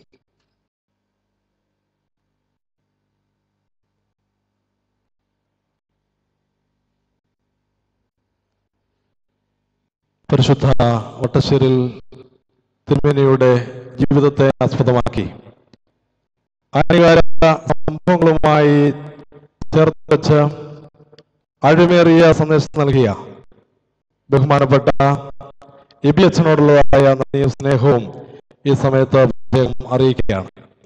ചെറിയ പള്ളിയിൽ നിന്ന് ആരംഭിച്ച പ്രദക്ഷിണം കറങ്കിൽ എത്തിച്ചേരുന്നു. തുടർന്നുള്ള കാര്യങ്ങൾ നിങ്ങളുടെ ശ്രദ്ധയിലേക്ക് കൊണ്ടുവരികയാണ്. ഇവിടെ വന്നിരിക്കുന്ന എല്ലാവരും തന്നെ പള്ളിയുടെ പടിഞ്ഞാറേ മുറ്റത്തേക്ക് മരണമെന്നുള്ള കാര്യം സ്നേഹപൂർവ്വം ഓർപ്പിക്കുന്നു. കബറെങ്കിൽ ധൂപപ്രാർത്ഥന നടത്തിയതിനു ശേഷം പിതാക്കന്മാര് പടിഞ്ഞാറേ മുറ്റത്ത് വിശ്വാസികൾക്ക് വാഴ്വ് നൽകുന്നതാണ്. തുടർന്ന് സെമിനാരിയുടെ തെക്ക് ഭാഗത്ത്, സ്മൃതി ഓഡിറ്റോറിയത്തിന്റെ തെക്ക് ഭാഗത്ത് ക്രമീകരിച്ചിരിക്കുന്നതായ ഭക്ഷണത്തിൽ നിങ്ങൾ എല്ലാവരും പങ്കുകൊള്ളണം എന്നുള്ള കാര്യം സ്നേഹപൂർവ്വം ഓർപ്പിക്കുന്നു.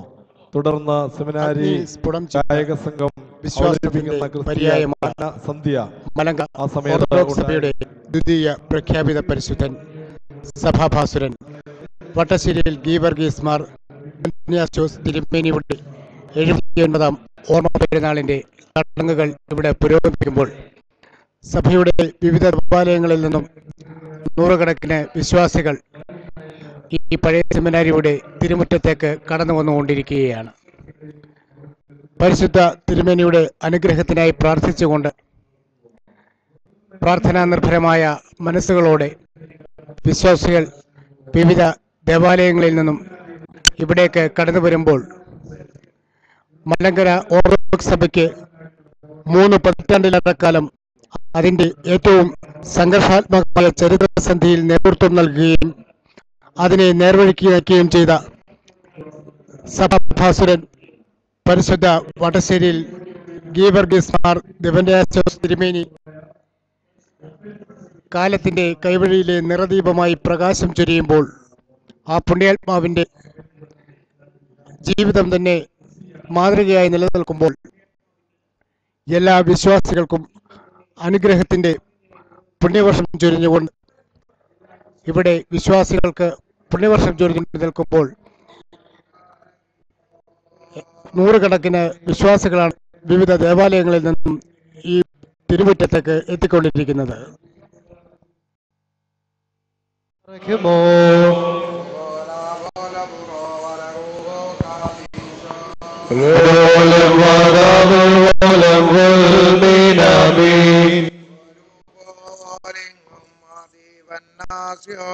ഉണ്ടേലും നീണ്ടോർമ്മേ നിൻ പ്രാർത്ഥന നിന്നോർമേ ബഹുമാനീച്ചോറായി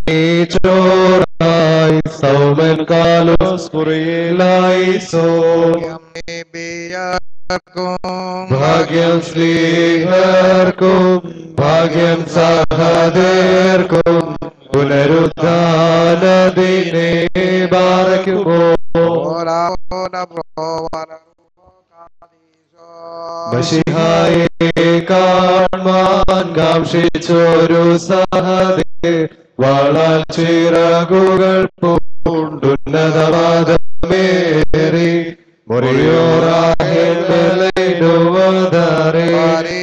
പരിശുദ്ധന്മാരെ നിങ്ങൾ പ്രാർത്ഥിപ്പിൻ കർത്താവോടായി അടികളെയും തൻ കോപത്തിൻ വടികളെയും വായിച്ചിടാം.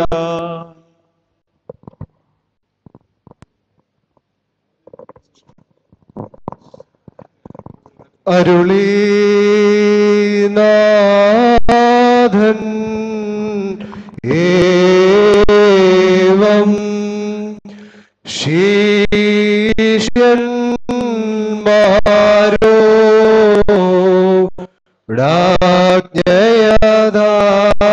ജ്ഞയതാൽ ജാതികളിൻ വഴി പോകരുതേ ശമരവർ ഭവനേ പോകരുതേ പരീശൻ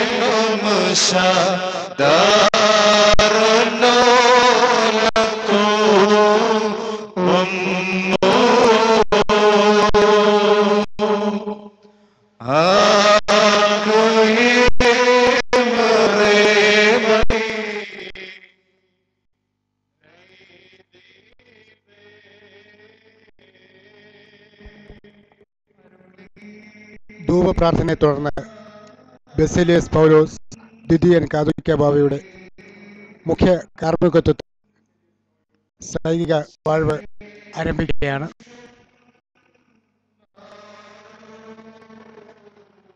പരിശുദ്ധ തിരുമേനി സഭാഭാസുരൻ വട്ടശ്ശേരിയിൽ ഗീവർഗീസ് മാർ ദിവന്യാസോസ് തിരുമേനിയുടെ 29ാം ഓർമ്മ പെരുന്നാളിന് വിവിധ ദേവാലയങ്ങളിൽ നിന്നും നൂറുകണക്കിന് വിശ്വാസികളാണ് പ്രാർത്ഥനാ നിർഭരമായ മനസ്സോടുകൂടി കോട്ടയത്തെ ഈ പഴയ ഇസ്രായേലിലേക്ക് എത്തിച്ചേർന്നിരിക്കുന്നത്. ഇപ്പോഴും വിവിധ ദേവാലയങ്ങളിൽ നിന്നുമുള്ള വിശ്വാസികൾ ഈ പുണ്യഭൂമിയിലേക്ക് വന്നുകൊണ്ടിരിക്കുകയാണ്. ഭയങ്കര ഓർത്തഡോക്സ് സഭയ്ക്ക് 3 പതിറ്റാണ്ടേറെക്കാലം അതിൻ്റെ ഏറ്റവും സംഘർഷാത്മകമായ ചരിത്രസന്ധിയിൽ നേതൃത്വം നൽകിയ പരിശുദ്ധ മാർ ദിവന്യാസോസ് തിരുമേനി കാര്യത്തിൻ്റെ കൈവഴിയിലെ നിറദീപമായി പ്രകാശം ചൊരിയും ആ പുണ്യാത്മാവിൻ്റെ അനുഗ്രഹം തേടി നൂറുകണക്കിന് വിശ്വാസികൾ ഇവിടെ എത്തുകയാണ്. ശ്ലൈഹിക വാഴ്വ് കാതോലിക്ക ബാവയുടെ മുഖ്യ കാർമ്മികത്വത്തിൽ ഉടൻ ആരംഭിക്കുകയാണ്.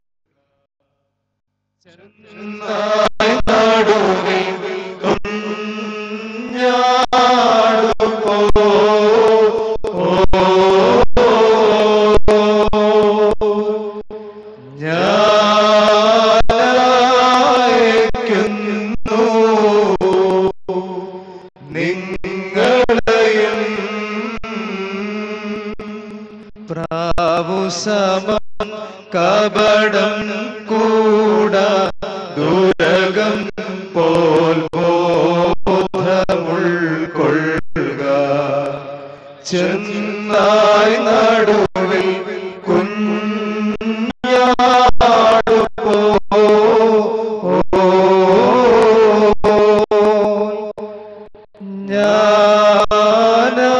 ഞാനയക്കുന്നു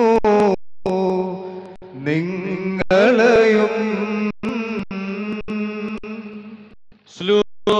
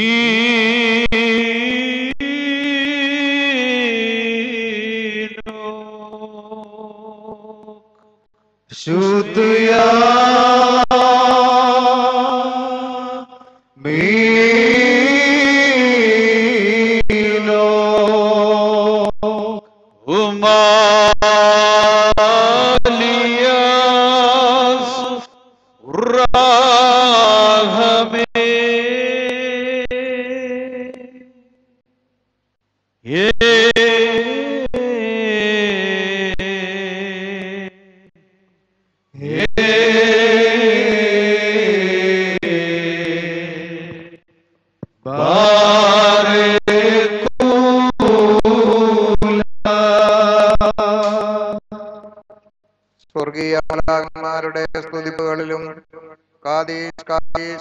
എന്ന ഗാനങ്ങളിലും സ്തോത്രങ്ങളിലും കീർത്തനങ്ങളിലും ഹാലേലിയാകളിലും പ്രസാദിക്കുന്നവനായ തമ്പുരാൻ, നിങ്ങളുടെ നമസ്കാരങ്ങളിലും കുർബാനകളിലും നേർച്ചകളിലും കാഴ്ചകളിലും സ്തുതികളിലും സ്തോത്രങ്ങളിലും ഗീതങ്ങളിലും പ്രസാദിക്കുകയും തന്റെ നിർവഹിപ്പാൻ നിങ്ങളെ യോഗ്യരാക്കി തീർക്കുകയും ചെയ്യുമാകട്ടെ.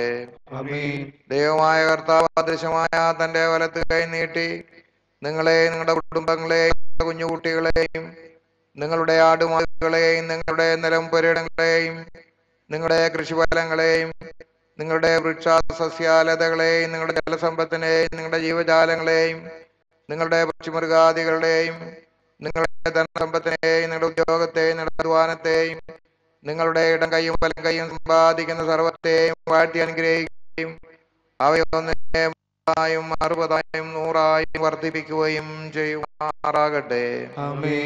ദൈവമായ കർത്താവ് യുദ്ധത്തിൽ നിന്നും പഞ്ഞത്തിൽ നിന്നും വസന്തയിൽ നിന്നും ക്ഷാമത്തിൽ നിന്നും ഭൂകമ്പങ്ങളിൽ നിന്നും അന്യായങ്ങളിൽ നിന്നും അനീതികളിൽ നിന്നും അധർമ്മങ്ങളിൽ നിന്നും അക്രമങ്ങളിൽ നിന്നും ശത്രുക്കളുടെ പീഡനങ്ങളിൽ നിന്നും മാരകമായ രോഗങ്ങളിൽ നിന്നും ദാരുണമായ അപകടമരണങ്ങളിൽ നിന്നും അപ്രതീക്ഷിതമായ ത്യാഗിതങ്ങളിൽ നിന്നും അകൽക്കരസായുടെ സകല വഞ്ചനയിൽ നിന്നും നിങ്ങളെ സംരക്ഷിക്കുകയും സ്വർഗീയ ഊർസ്ലയമാകുന്ന സന്തോഷ തുറമുഖത്തേക്ക് നിങ്ങളെ ആനയിക്കുകയും ചെയ്യുമാറാകട്ടെ.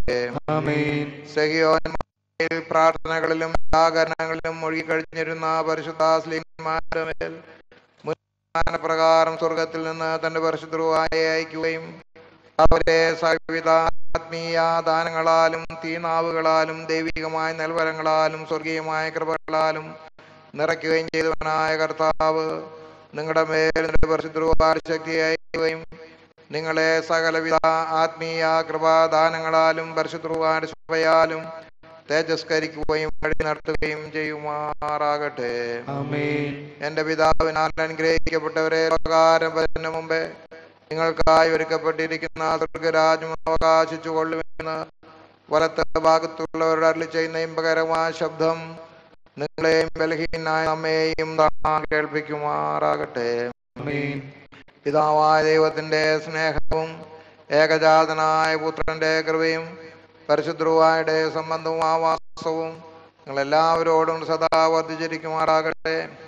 ആയ ദൈവമാതാവായ വിശുദ്ധ കന്യമറിയാമ്മയുടെയും ഇന്ത്യയുടെ അപ്പോസ്തലനും കാവൽ പിതാവും മലങ്കര സഭയുടെ സ്ഥാപകനുമായിരിക്കുന്ന പരിശുദ്ധ മാർത്തോമായുടെയും ഇന്ന് നാം ആരുടെ പെരുന്നാൾ ആചരിച്ചു ആചരിക്കുന്ന ഗീവർഗീസ് മാർ ദിവന്നാസിയോസിന്റെയും പ്രത്യേക പ്രഖ്യാപിത പരിശുദ്ധനായിരിക്കുന്ന പരിമാർഗീയോറിസ് പിതാവിന്റെയും മോർ ഗീവർഗീസ് സഹതായുടെയും മോർ സഹതായുടെയും മോർ കുറിയാക്കോ സഹതായുടെയും മോർ ബഹനാമിന്റെയും സകല പരിശുദ്ധന്മാരുടെയും ശുദ്ധിമതികളുടെയും പ്രാർത്ഥനകളാൽ തന്നെ സ്വർഗസ്നായ ഞങ്ങളുടെ പിതാവേ, നിന്റെ നാമം പരിശുദ്ധമാക്കപ്പെടണമേ.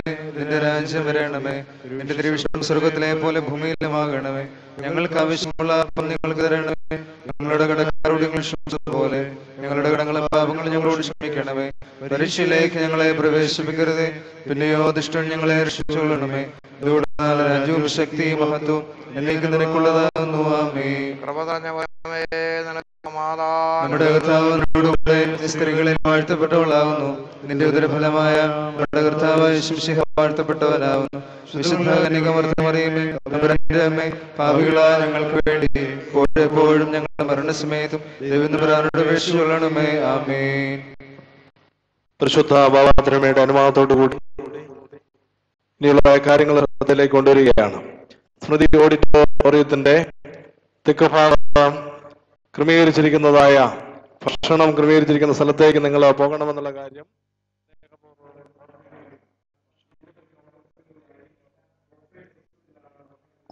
ഭാരതസഭയെ ഭാസുരമാക്കിയ പരിശുദ്ധ വട്ടശ്ശേരിയിൽ ഗീവർഗീസ് ദിവന്യാസ് തിരുമേനിയുടെ 79-ാം പെരുന്നാളിൽ ഇന്നത്തെ ഈ ചടങ്ങ് ശ്ലൈഹിക വാഴ്വോടുകൂടി പൂർണ്ണമാവുകയാണ്.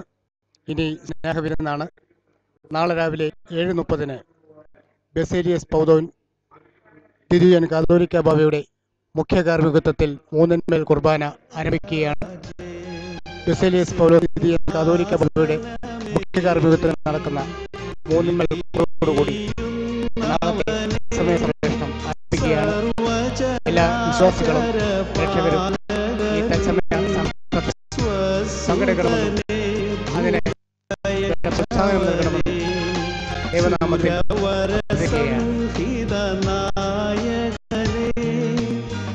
ജനത്തിനു വര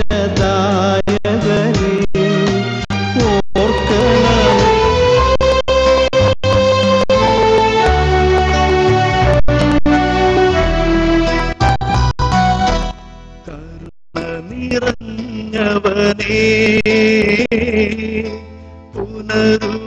പുനരുത്ഥാനത്തിൽ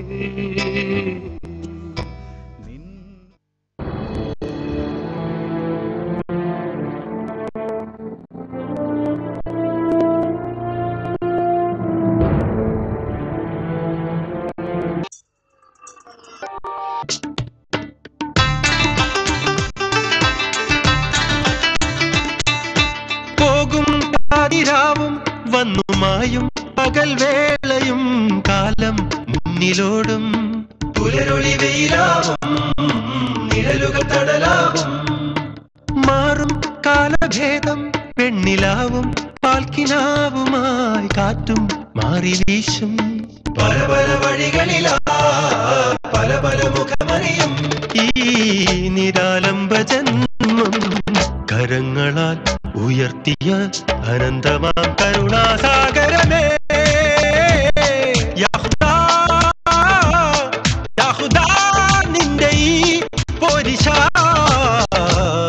തുണയായി പോന്നിടേനെ പരനേ